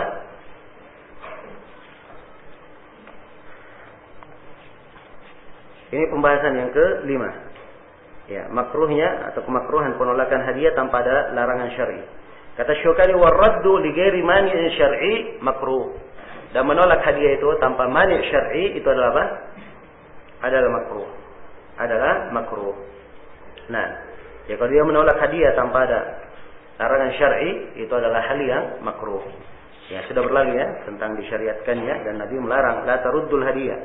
Kalau dia menolak hadiah, maka dia tidak melaksanakan apa yang diperintah oleh Nabi sallallahu alaihi wasallam. Ya, tentang masalah berbuat adil antara anak-anak. Apakah ini kewajiban bagi ayah saja?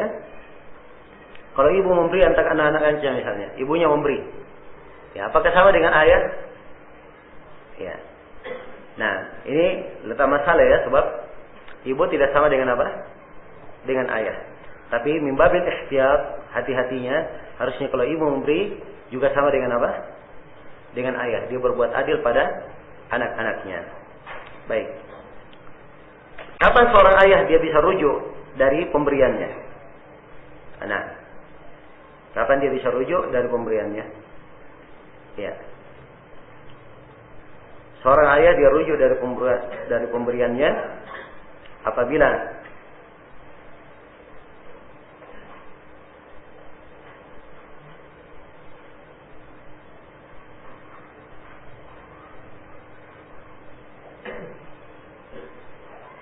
bagian dari bahasa Syaukani ya di sini dari pembahasan rujuk dari pemberian. So kita tinggalkan saja pembahasan ini. Nah, so masih banyak pembahasan. Kalau saya terlalu banyak buka pembahasan untuk antum nanti panjang nanti pembahasan kita. Ya, baik, saya sudah terlanjur bilang ya, jadi tidak apa-apa kita. Nanti sepotong-sepotong antum dapat. Jadi asalnya ada hadis yang menjelaskan bahwa orang tua boleh rujuk. Ya, boleh dia rujuk dari pemberian yang diberikan kepada apa?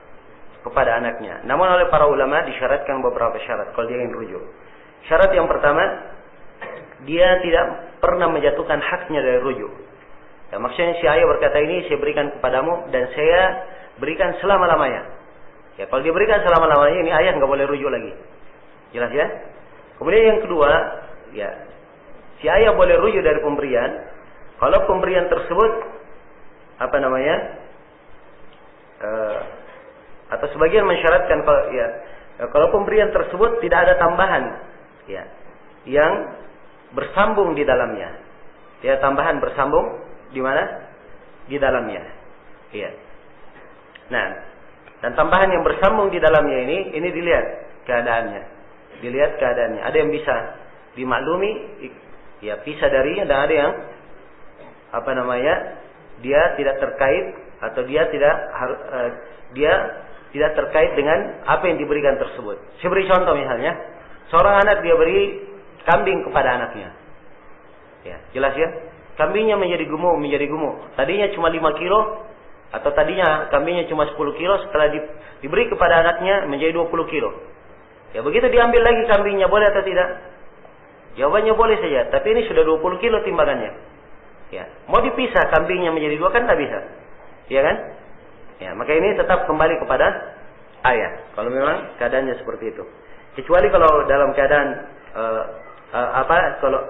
kecuali kalau dia mau jual kambing tersebut, maka dia lihat harganya kalau 10 kilo berapa, ya. Jadi kalau misalnya kelebihan daripada itu, maka dia berikan kepada anaknya. Karena itu dia yang membuatnya menjadi apa? Menjadi gemuk. Sama kalau dia berikan mobil kepada anaknya misalnya. Mobil itu harganya, anggaplah harganya 100 juta. Ya, tiba-tiba terjadi suatu lain hal, ya mobil itu berubah harganya menjadi 150 juta. Ya, maka si ayah ketika menjualnya diambil 100 juta, 50-nya dikembalikan ke siapa? Kepada anaknya. Jelas? Tapi kalau pemberian ayah tersebut kaitannya dengan sesuatu, ya pengetahuan, misalnya anaknya diberi biaya untuk dia kursus misalnya, bukan dalam hal yang khusus, ya kursus sebagai kelebihan saja, pemberian dari ayah, ya dia sudah punya ilmu di situ. Ya, bagaimana mungkin ayahnya rujuk, ilmunya tidak mungkin dikeluarkan dari otaknya, kan begitu? Ya, makanya seperti ini sudah dianggap apa? Hal yang tidak bisa lagi rujuk darinya. Kemudian, ya, syarat yang ketiga, kalau ayah ingin rujuk dari hadiah, dari pemberian, ini apabila pemberian yang diberikan kepada anak itu masih ada di dalam kepemilikan si anak. Ya, masih ada di dalam kepemilikan apa? Si anak. Ya, tapi kalau si anak sudah memberikan kepada orang lain, sudah dia jual atau sudah dia wakafkan, sudah dihadiahkan lagi kepada orang lain, maka ini tidak bisa apa? Tidak bisa kembali lagi. Ya.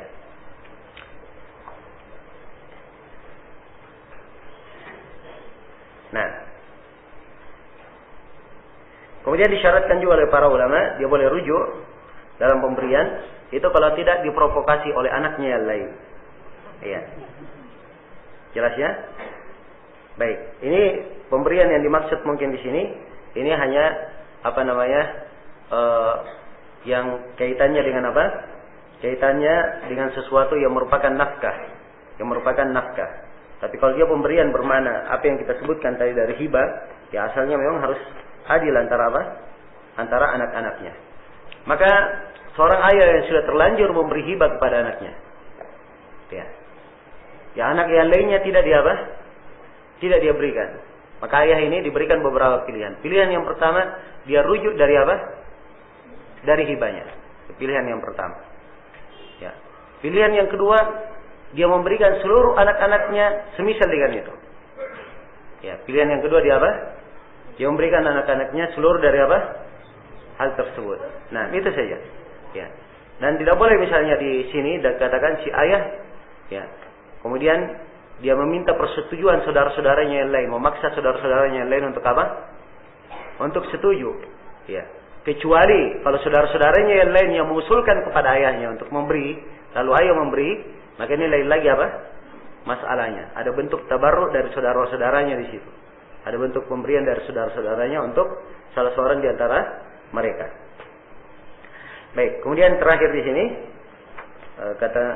selesai sudah ya pembahasan hadiah. Kemudian berikutnya kata Syukani rahimahullah, Kitabul Hibah. Ya, ini kitab berkaitan dengan masalah apa? Masalah hibah. Ya, hibah kata Syukani rahimahullah, ya, in kanat bi ghairi iwadin falaha hukmul hadiyah fi jami'i masalah.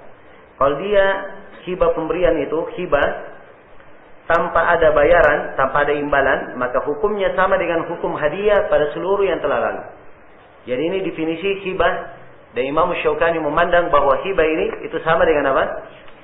Sama dengan hadiah. Sama dengan hadiah. Nah, iya. Beliau katakan di dalam syarah bahwa hadiah dan hibah itu ya adalah secara bahasa dan secara syariat adalah sama. Tidak ada perbedaan antara keduanya. Tidak ada perbedaan antara apa? Antara keduanya. Nah, kemudian kata beliau, wa in kanat bi iwadin fa huwa bai'un wa lahu hukmuhu. Kalau hibah tersebut, pemberian tersebut dengan imbalan, maka dia adalah jual beli, transaksi jual beli. Dan hukumnya adalah hukum apa? Hukum jual beli. Ya, maka dilihat saja transaksinya bagaimana. Imbalannya apa? Ya, nanti akan masuk ke dalam hukum-hukum jual beli yang telah kita sebutkan. Nah, jelas ya, ini perbedaan antara hibah dan jual beli. Baik. Jadi hibah dia sama dengan hadiah, tidak ada iwad. Kalau jual beli, maka dia adalah apa? Ada imbalannya. Kemudian yang ketiga tentang masalah umrah dan rukbah. Kata beliau, wal umrah wal rukbah tujibanil milka lil mu'mar wal murqab wa yu'aqibihi min ba'dihi la rujua fihima. Ya, ini ketetapan dari Imam Syukani tentang masalah umrah dan rukbah. Ya, al-umrah itu ya artinya al-umrah itu artinya adalah orang yang diberi pemberian. Ya, jadi ini di masa dahulu, di masa jahiliyah, orang-orang berkata, Misalnya seorang memberikan rumahnya. Dia katakan ini rumah ya adalah milik engkau.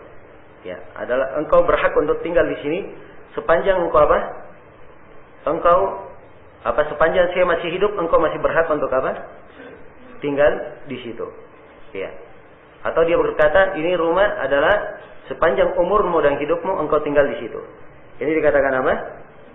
Ya, umrah. Ya, kemudian ar-rukbah, ya. Nah, ar-rukbah juga seperti itu, ya, mirip. Dia berkata bahwa ini pemberian, ya. Nah, pemberian. Kalau pemberian ini, ya, kalau ini pemberian, kamu tetap gunakan dan manfaatkan, ya. Kalau saya duluan mati, maka dia adalah untuk engkau dan untuk keturunanmu. Jelas ya? Tapi kalau engkau yang duluan mati, maka dia kembali kepada siapa? Kepada saya. Kembali kepada saya. Nah, ini yang disebut dengan nama ar-rukbah. Dan umrah dan ar-rukbah ini ya diterangkan tentang kepemilikannya di dalam hadits Abi Hurairah yang diriwayatkan oleh Imam Al-Bukhari dan Imam Muslim. Al-umrah mirasun li ahlihi. Ya, jaizah. Nah, dan di dalam hadits Jabir, baik, al-umrah itu adalah adalah warisan bagi pemiliknya. Itu adalah hal yang boleh. Dan dalam hadits Jabir riwayat Bukhari dan Muslim, ya, Nabi SAW bersabda, "Man a'mara umrah fahiya lilladhi u'mira hayyan wa mayyitan wa li'aqibihi." Siapa yang diberikan kepada sebuah umrah, maka itu untuk orang yang diberikan kepadanya dalam keadaan hidup dan dalam keadaan mati, dan untuk apa? Untuk keturunannya. Untuk keturunannya. Ya. Dan untuk al-uqbah, ya, untuk ar-rukbah, untuk ar-rukbah itu juga Nabi sallallahu alaihi wasallam ya berkata di dalam sebagian riwayat,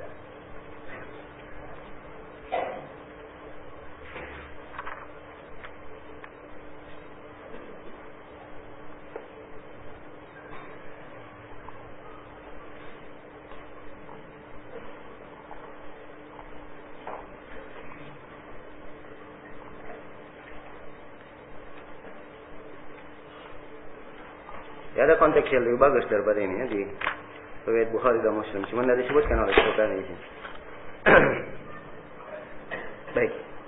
Jadi maksudnya dari sisi pendalilan ini adalah hal yang tetap bagi al-umrah dan ar-rukbah ini. Al-umrah dan ar-rukbah, siapa yang telah diberikan kepadanya, maka itu sudah menjadi miliknya. Dan al-umrah dan ar-rukbah ini masuk disebutkan di dalam Kitabul Hibat, sebab ini memang dia adalah bentuk dari hibah. Bentuk dari apa? Dari hibah, dari pemberian. Nah, selesai sudah ya berkaitan dengan masalah al-umrah wa rukbah. Kemudian Syukani berkata, la ruju'a fihima, tidak rujuk padanya. Sebab hibah telah berlalu bersama kita bahwa dia adalah apa? Pemberian yang tidak ada apa?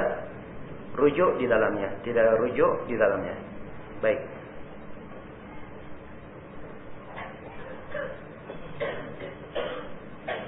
Ya, kemudian berikutnya kata Syukani rahimahullahu taala, Kitabul Aiman. Kitab yang berkaitan dengan masalah apa? Masalah sumpah.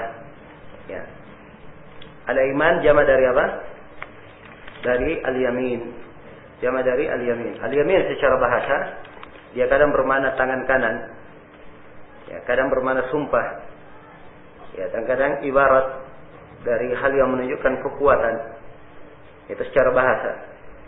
Dan secara istilah, al-yamin adalah tauqidu hukmin bi dzikri mu'azzamin ala wajhin makhsus.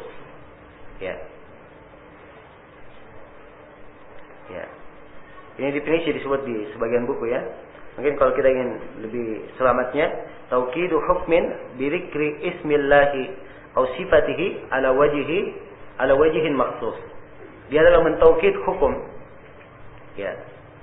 Al-yamin adalah mentaukid hukum bidikri mu'azzam, dengan menyebutkan siapa yang diagungkan. Ya. Itu yamin ya. Jadi yamin ada bersumpah dengan nama Allah dan ada bersumpah dengan apa? Selain nama Allah. Ya, dan tentunya bagi seorang muslim dia hanya bersumpah dengan apa? Dengan nama Allah, akan diterangkan. Ala wajhin makhsus, di atas bentuk yang khusus. Jadi dia mentaukid memastikan hukumnya dengan menyebutkan siapa yang diagungkan dengan bentuk yang khusus.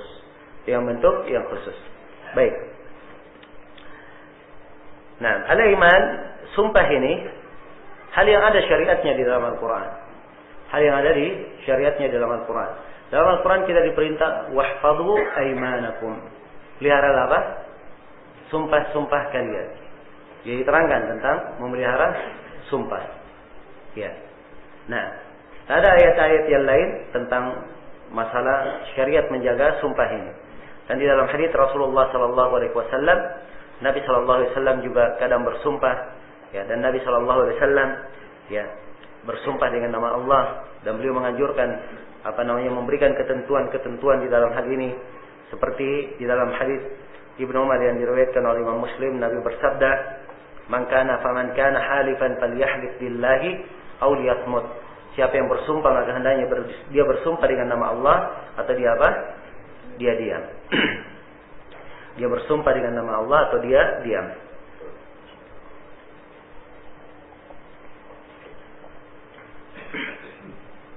Baik.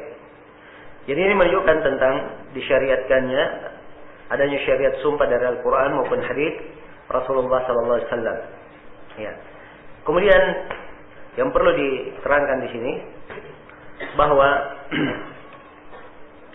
sumpah itu, ya,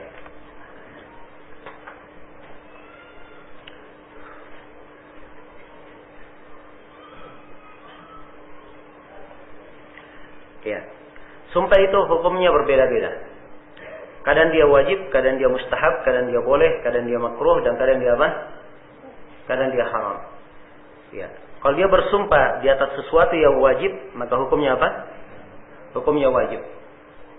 Ya. Misalnya dia diminta persaksian untuk membebaskan tuduhan dari seorang muslim yang tidak bersalah misalnya. Ya. Yang dia lihat tidak bersalah. Maka dia bersumpah di atas hal ini, hukumnya apa? Hukumnya wajib. Ya. Kemudian mustahab. Ada sifatnya mustahab. Jadi kalau sumpahnya dibangun di atas hal yang apa? Hal yang sunnah. Dibangun di atas hal yang sunnah. Kalau dia menganjurkan seorang kepada yang baik, ya, kemudian dia sumpah untuk hal tersebut supaya dia termotivasi untuk melakukannya, maka itu adalah baik. Kemudian mubah, ada yang diperbolehkan, ada yang makruh, dan ada juga yang apa? Yang haram. Ada yang makruh dan ada yang haram. Yang haram kalau dia bersumpah dengan yamin al-ghamus, dengan sumpah palsu. Ya, kalau makruh dia bersumpah dengan sesuatu yang hal tersebut tidak membawa kebaikan baginya, maka itu hukumnya adalah apa? Adalah makruh. Ya, maka sumpah ini dari sisi hukum dilihat, ya, kondisi dan keadaannya dengan apa, atau apa maksud dia bersumpah dengannya. Nah, dan ayat di dalam Al-Quran dikatakan wahfadhu aimanakum, jagalah sumpah-sumpah kalian. Ini kata para ulama penjagaan dalam 3 hal. Penjagaan yang pertama, penjagaan dari awal. Ya, jangan sampai dia bersumpah, ya, dengan tidak, atau bersumpah dengan bentuk yang tidak disyariatkan. Jangan dia bersumpah misalnya dengan selain nama Allah. Jangan bersumpah untuk hal yang haram dan selainnya. Jadi ini makna wahfadhu aimanakum. Dia jaga dirinya, jangan dia bersumpah dengan hal yang apa? Tidak benar. Kemudian yang kedua, dari mana ayat? Dia bersumpah menjaga hal yang di tengah sumpah. Jadi kalau dia bersumpah dengan sesuatu, maka dia jaga dirinya, jangan sampai dia melakukan perbuatan yang melanggar apa? Sumpahnya. Ya. Kemudian yang ketiga, ada keterkaitannya sumpah setelah dia bersumpah. Setelah apa? Dia bersumpah. Jadi kalau setelah dia bersumpah dia batalkan sumpahnya, maka dia wajib untuk apa? Membayar kafarah. Ini dari penjagaan terhadap apa? Sumpah. Nah, akan disebutkan insyaallah tentang hukum-hukum membayar apa? Membayar kafarah. Baik. Kata Syaukani rahimahullahu taala, al-halafu atau al-halfu innama yakunu bismillah aw sifatillah. Ya, bersumpah itu hanyalah dengan nama Allah atau dengan apa? Sifat Allah. Ya, hadis yang saya bacakan tadi itu jelas. Man kana halifan falyahlif billahi aw liyasmut. Siapa yang bersumpah, hendaknya dia bersumpah dengan nama Allah atau dia diam. Ya, jadi dia boleh bersumpah dengan nama Allah. Demikian pula dengan sifat Allah. Sebab Nabi SAW juga bersumpah dengan apa? Dengan sifat Allah Subhanahu wa taala. Ya, maka ini dua diperbolehkan. Nama Allah dan apa? Sifatnya. Ya. Nama Allah Subhanahu wa taala seluruh nama yang merupakan nama apa? Nama Allah. Apakah itu nama khusus bagi Allah atau nama yang mungkin sebagian makhluk bernama dengannya. Jelas ya? Demikian pula sifatnya, seluruh sifat Allah. Apakah sifat fi'li atau sifat apa? Sifat dzatiyah. Baik. Ya, adapun bersumpah dengan Al-Qur'an, kalau yang dia maksudkan dengan bersumpah dengan Al-Qur'an, bersumpah dengan sifat Allah, sebab Al-Qur'an adalah kalam Allah, maka ini adalah apa? Adalah benar. Ya, sumpah yang seperti ini adalah benar. Jelas ya? Tapi kalau dia bersumpah dengan Al-Quran, maksudnya bersumpah dengan mushaf, ya dengan kertas, maka ini dia artinya bersumpah dengan apa? Dengan makhluk. Nah, baik. Kemudian kata Syaukani rahimahullah, wa yahrum al-halfu bighairi dzalik. Dan tidak boleh seorang itu bersumpah dengan selain daripada itu. Ya, jadi tidak boleh seorang bersumpah dengan selain nama Allah Subhanahu wa taala. Ya.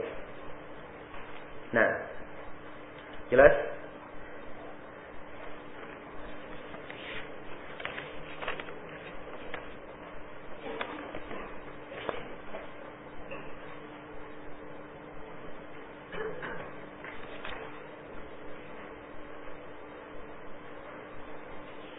Ya. Bersumpah itu ada beberapa bentuk. Ada yang disebut dengan nama lagul yamin, sumpah yang sia-sia. Ya, ini adalah sumpah yang berjalan di lisan manusia dan dia tidak memaksudkan dengannya apa? Tidak memaksudkan dengannya sumpah. Kalau sumpah yang seperti ini tidak ada kafaranya. Sebab Allah Subhanahu wa taala berfirman, "La yu'akhidukumullahu bil lagwi fi aymanikum." Allah tidak menyiksa kalian karena adanya lagu, sia-sia di dalam sumpah kalian. Nah, jelas ya? Itulah ucapan seorang ya tidak demi Allah, ya. Bahkan benar seperti itu demi Allah. Ya, jelas dia berkata seperti itu pada kondisi yang sedang terjadi sekarang, ya. Hal yang berjalan saja di lisan mereka untuk menguatkan apa? Menguatkan sebuah perkara. Jelas ya? Maka ini yang seperti ini tidak ada kafaranya dan dia disebut lagu al-yamin. Nah, kemudian berikutnya ya, jadi jenis sumpah yang kedua adalah al-yaminul ghamus. Ada sumpah yang apa? Sumpah palsu. Ini akan diterangkan oleh Syaukani tentang sumpah palsu. Ya, walaupun sumpah lagu juga akan diterangkan. Dan al-lagu ini apa? Yamin ghamus ini, sumpah palsu ini adalah dosa dari dosa-dosa besar. Dosa dari dari dosa-dosa besar. Dan berbeda pendapat di kalangan para ulama apakah ada kafarahnya atau tidak. Dan yang benarnya ada kafarah bagi sumpah palsu, yang membayar kafarah. Nah, yang ketiga adalah inilah yang disebut dengan yamin al-mukaffirah. Ada sumpah yang bisa digugurkan. Ya, ini yang dibahas sebenarnya di pembahasan apa? Di pembahasan al-iman ini yang ingin diterangkan bagaimana maksud saya ini yang dibahas kalau dikaitkan dengan masalah kafarah secara asal. Sebab dia adalah sumpah yang digugurkan apabila seorang melanggarnya. Ya, dia bentuknya dia bersumpah untuk perkara yang akan datang. Ya, perkara yang akan datang. Dia bersumpah dia lakukan atau tidak lakukan. Jelas ya? Ini al-yamin al-mukaffirah. Nah, sumpah yang digugurkan. Baik.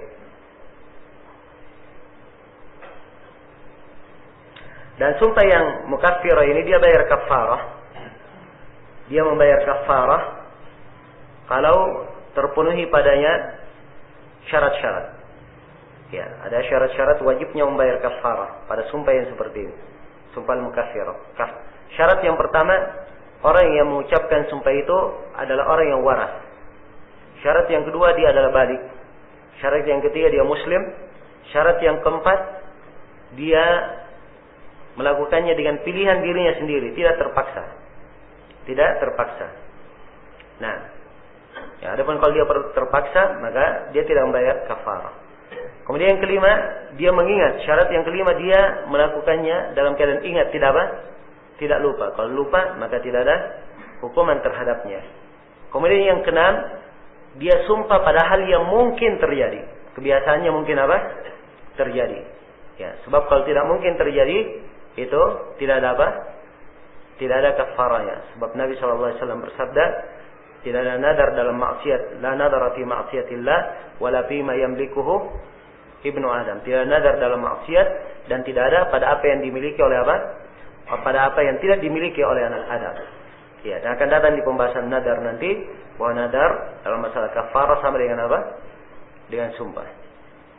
Kemudian yang ketujuh, ya. Yang ketujuh, orang yang bersumpah ini telah dia ucapkan sumpahnya. Ya, tapi kalau dia sumpah dalam hatinya saja mencak-mencak marah-marah. Ya. Tapi lisannya diam, maka ini apa? Ya. Tidak terhitung sumpah yang harus dia bayar kafarah kalau dia langgar. Jelas ya? Dalilnya adalah hadits Abi Hurairah riwayat Muslim, "Innallaha tajawaza li ummati ma haddathat bihi anfusuha ma lam tatakallam aw tatahaddath." Sungguhnya Allah mengampuni dari umatku ini apa yang dibisikkan oleh jiwanya sepanjang dia belum berbicara, ya, malam tatakallam aw ta'mal, sebelum dia berbicara atau apa? Dia beramal dengannya. Jelas ya? Jadi kalau dia belum bicara, belum beramal, maka belum apa? Belum ada kewajiban, ya, dia belum kena apa? Kena kafarah dalam sumpahnya, belum dianggap sumpah yang harus dia gugurkan. Baik, kemudian kata beliau, kata Syaukani rahimahullahu taala, wa man halafa faqala, ya.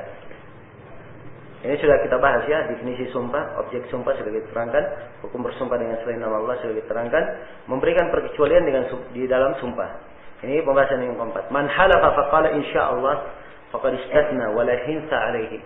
Siapa yang bersumpah terus dia berkata insyaallah, maka dia telah memberikan perkecualian, dan ini tidak ada hins terhadapnya. Maksudnya kalau dia langgar, dia tidak dianggap orang yang melanggar sumpah, tidak membayar kafarah. Sebab dia apa? Berkata insyaallah, dan insyaallah ini apa? Perkecualian. Sebab dia katakan insyaallah kalau Allah apa? Menghendakinya, kan begitu. Nah, baik. Maka istitsna ini sabit, ya, adalah hal yang dengannya diperkecualikan, ya, dengannya sumpah. Ya, di dalam hadits Abu Hurairah yang diriwayatkan oleh Imam Ahmad, At-Tirmidzi, dan Nasai dan Ibnu Majah, disahihkan oleh Ibnu Hibban, haditsnya juga dikuatkan oleh Syekh Al-Albani. Rasulullah sallallahu alaihi wasallam bersabda, "Man halafa faqala insyaallah lam yahnath." Siapa yang bersumpah lalu dia berkata insyaallah, maka tidak apa-apa.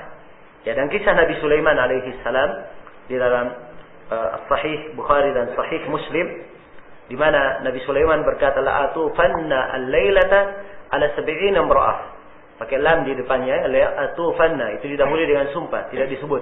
Sungguh saya akan tawaf di malam ini untuk mendatangi 70 orang istriku. Ya, jadi beliau ingin apa? Mendatangi 70 orang istri beliau di dalam satu malam. Ya. Dan beliau menginginkan setiap dari istrinya ini nanti melahirkan seorang laki-laki penunggang kuda di jalan Allah. Ya, tapi Nabi Sulaiman tidak membaca apa? Insyaallah. Kata Nabi sallallahu alaihi wasallam, "Lau qala insyaallah lam yahna."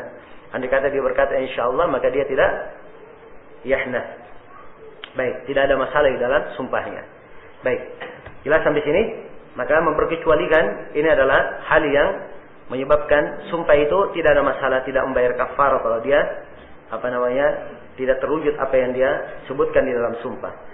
Tapi para ulama menyebutkan di sini beberapa syarat di dalam istitsna, dalam penggunaan insyaallah. Yang pertama, istitsnanya itu adalah istitsna muttasil, yang bersambung. Ya. Jadi dia bersumpah, ya, demi Allah, ya, saya akan terus, ya, menjaga anak ini, misalnya. Dia sebut ya, anak orang, saya akan menjaga anak ini. Setelah itu dia katakan insyaallah, langsung bersambung insyaallah. Jelas? Makin isya.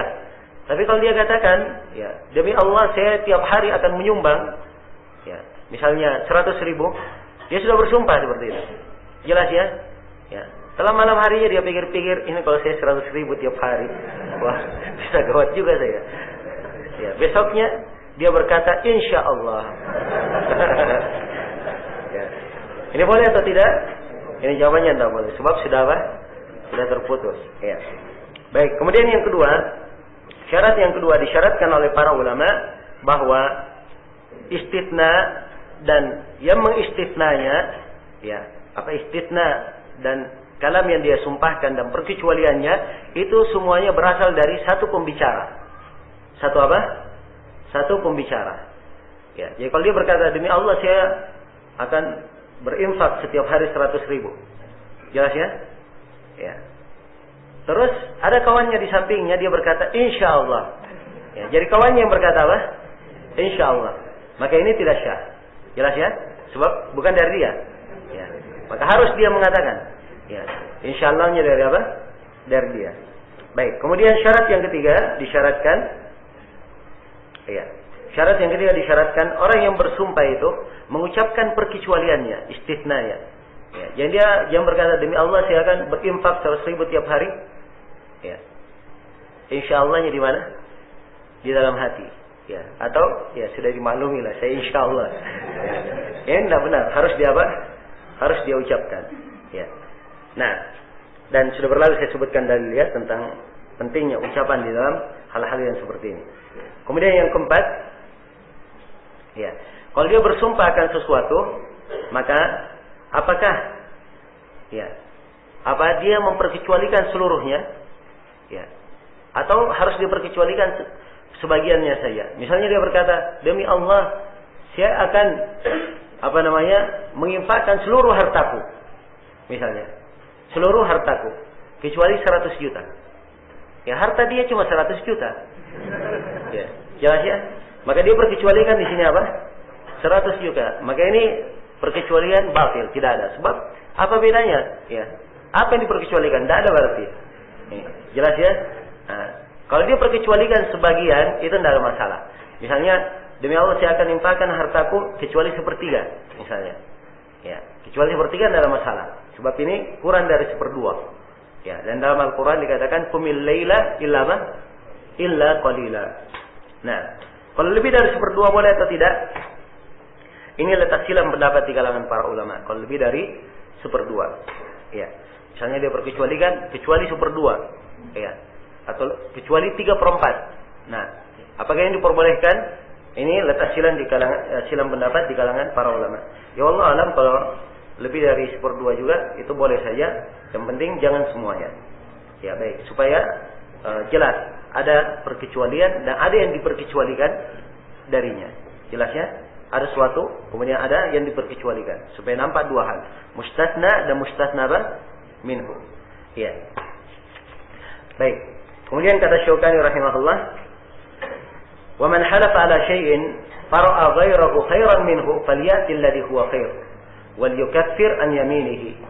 Siapa yang bersumpah atas sesuatu lalu dia melihat selain dari sesuatu itu lebih baik darinya, hendaknya dia datangi yang lebih baik dan dia bayar kafarah terhadap apa? Terhadap sumpahnya.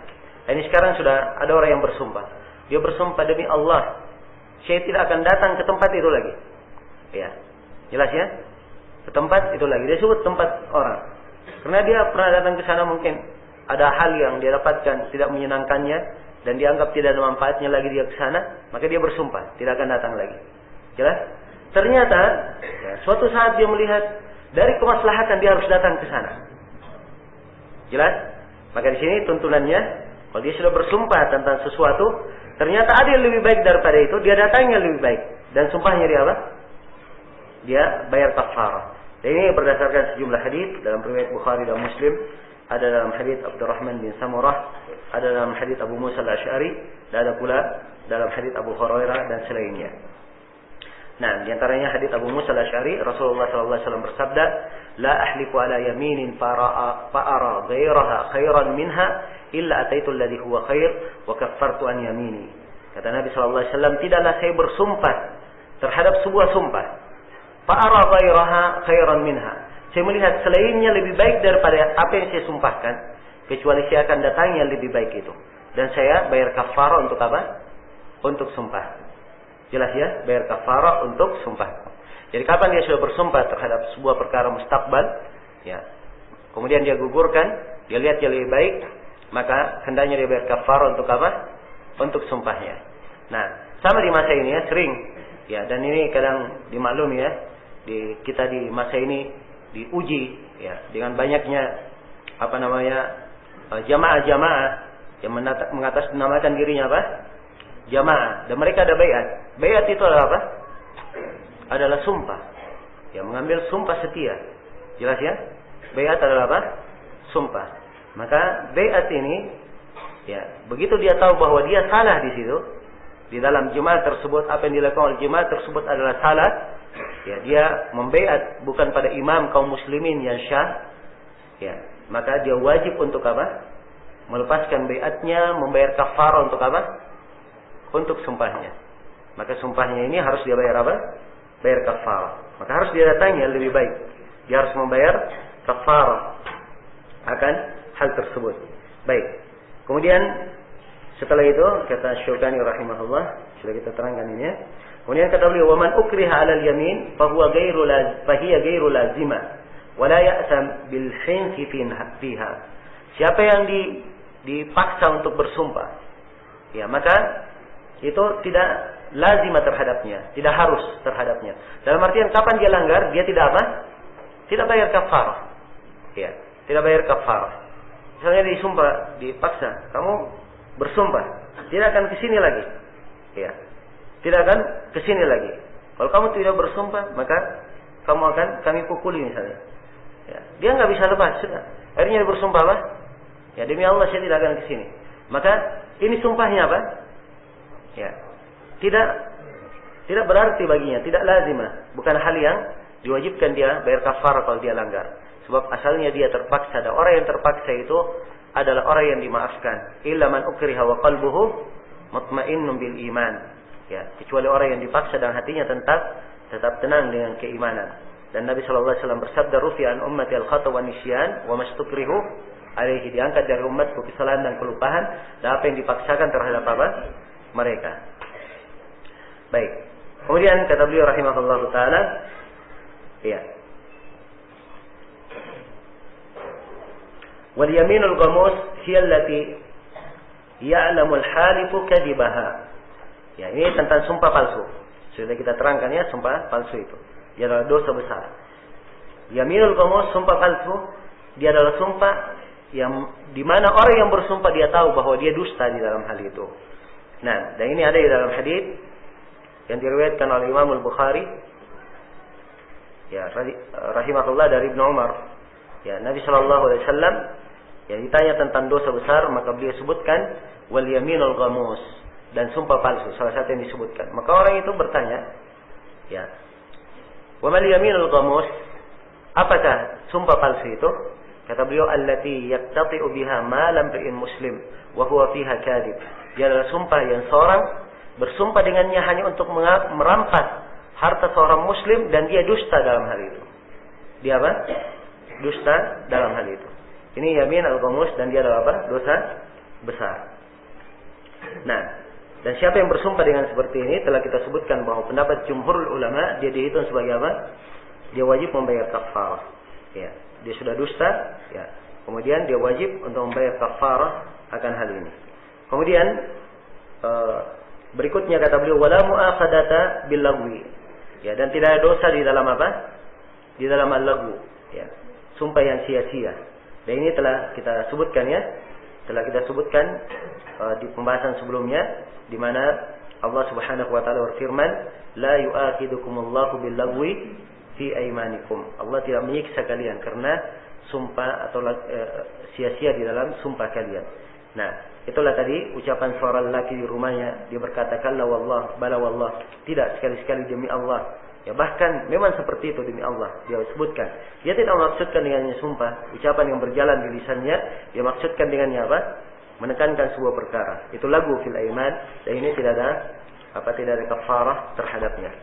Nah, jelas. Kemudian kata Syekh, wa min haqqil muslim, kata Syaukani, dari hak seorang muslim alal muslim ibraru qasamihi. Dari hak seorang muslim terhadap muslim yang lainnya, dia wajib untuk menjaga sumpah saudaranya.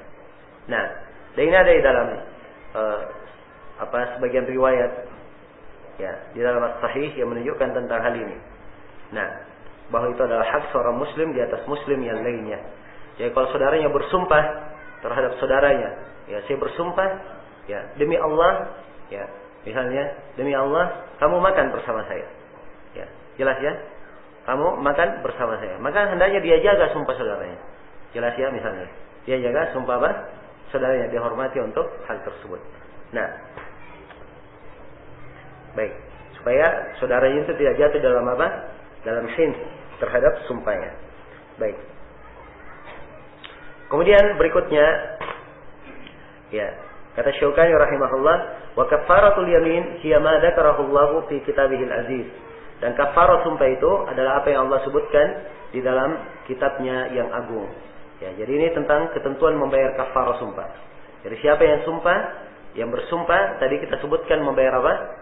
Membayar kafarah. Dan orang yang bayar kafarah itu ada ketentuan-ketentuan dan syarat-syaratnya. Telah kita sebutkan tadi berapa syarat? Hah? Berapa syarat tadi dari syarat wajib membayar kafarah? Hah? Ada 7 syarat. Baik. Ya. Kafarah ini diterangkan di dalam Al-Quran. Ayatnya di surah Al-Maidah ayat 85. Surah Al-Maidah ayat berapa?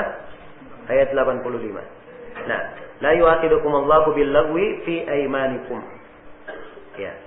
Walakin yu'akhidukum bima aqadtumul ayman. Allah Subhanahu wa taala tidak menyiksa kalian karena lagu sia-sia dalam sumpah. Akan tetapi kalian di mu'akhadah dihitung dengan apa yang kalian ikat di dalam sumpah itu. Ya, maksudnya sumpah yang telah kalian pastikan. Maka kalau kalian sudah pasti bersumpah lalu membatalkannya, kafaratuhu, maka kalian membayar kafarah. Apa kafarahnya? Yata'amu asyrati masakin. Ya, yata'amu asyrati masakin min awsati ma tut'imun ahlikum au kiswatuhum au tahriru raqabah. Ya, faman lam yajid fa siyamu 3 ayyam. Dzalika kaffaratu aymanikum idza halaftum. Ya, jadi ini ayat di surah apa? Al-Maidah. Nah, jadi kafarahnya adalah kalian memberi makan 10 orang miskin. 10 orang miskin, kafarah yang pertama. 10 orang miskin. Ya, dari apa pertengahan apa yang kalian makan. Jadi kalau dia makan misalnya beras 10.000, ada 15.000, ada 20.000, diambil apa? Pertengahannya yang 15.000. Jelas ya? Ya. Tapi kalau dia yang kasihan 20.000, makanya lebih apa? Ya, lebih afdal tentunya. Baik, diberi makan 10 orang miskin, atau dia beri pakaian 10 orang miskin. Dia beri makan atau dia beri apa? Pakaian. Diberikan pakaian. Yang namanya pakaian adalah apa yang syah dengannya dipakai apa? Ya, berpakaian. Nah, diberikan pakaian 10 orang miskin. Jelas? Ya. Demikian pula makan. Makan itu adalah apa yang syah dianggap sebagai apa? Makanan. Ya, dan bisa dia makan dengannya. Nah, sudah berlalu ya ketentuan-ketentuan di dalam kafarah yang lainnya. Ya, kalau diukur dengan itu lebih bagus, lebih selamat dari silang pendapat di kalangan para ulama di dalam masalah. Nah, jelas ya? Jadi batasannya 1 sok kalau makanan. Dia beri makan 10 orang miskin, atau dia beri pakaian 10 orang miskin, au tahriru raqabah, atau dia bebaskan seorang budak. 3 hal ini dipilih. Alternatif. Ya. Berbeda dengan kafarah di sumpah, apa namanya, di dihar, di puasa. Ini harus apa? Milih secara apa? Berurut. Kalau enggak, kalau ini tidak. Ini apa? Ya, dipilih 3 ini. Kalau tidak, salah satu dari 3 ini tidak mampu, baru datang pilihan berikutnya. Faman lam yajid fasiyamu 3 ayyam. Siapa yang tidak mampu, maka dia berpuasa apa? 3 hari. 3 hari di sini apakah 3 hari kapan saja atau harus 3 hari berturut-turut? Ini 2 pendapat di kalangan para ulama. Tapi telah syah dengan sanad yang sahih dari Ibnu Mas'ud radhiyallahu taala anhu. Beliau membaca ayat ini dan beliau katakan, ya, dalam bacaannya, fasiyamu 3 ayyam mutatabi'at. Ya, puasa 3 hari berturut-turut. Jelas ya? Dan bacaan Ibnu Mas'ud ini hujjah dalam hal ini. Punya hukum apa? Hukum marfu' yang menunjukkan bahwa dia harus puasa 3 hari berturut-turut. Ya, jelas sampai sini ya? Baik, ini yang terkait dengan masalah membayar kafarah. Ya wallahu taala alam. Baik. Sebentar malam insyaallah taala kita lanjutkan kitab An-Nadar. Ya, tentang masalah nadar. Ya. Baik, sampai sini dulu. Subhanakallahumma wa bihamdik, asyhadu an la ilaha illa anta, astaghfiruka wa atubu ilaik. Walhamdulillahirabbil alamin.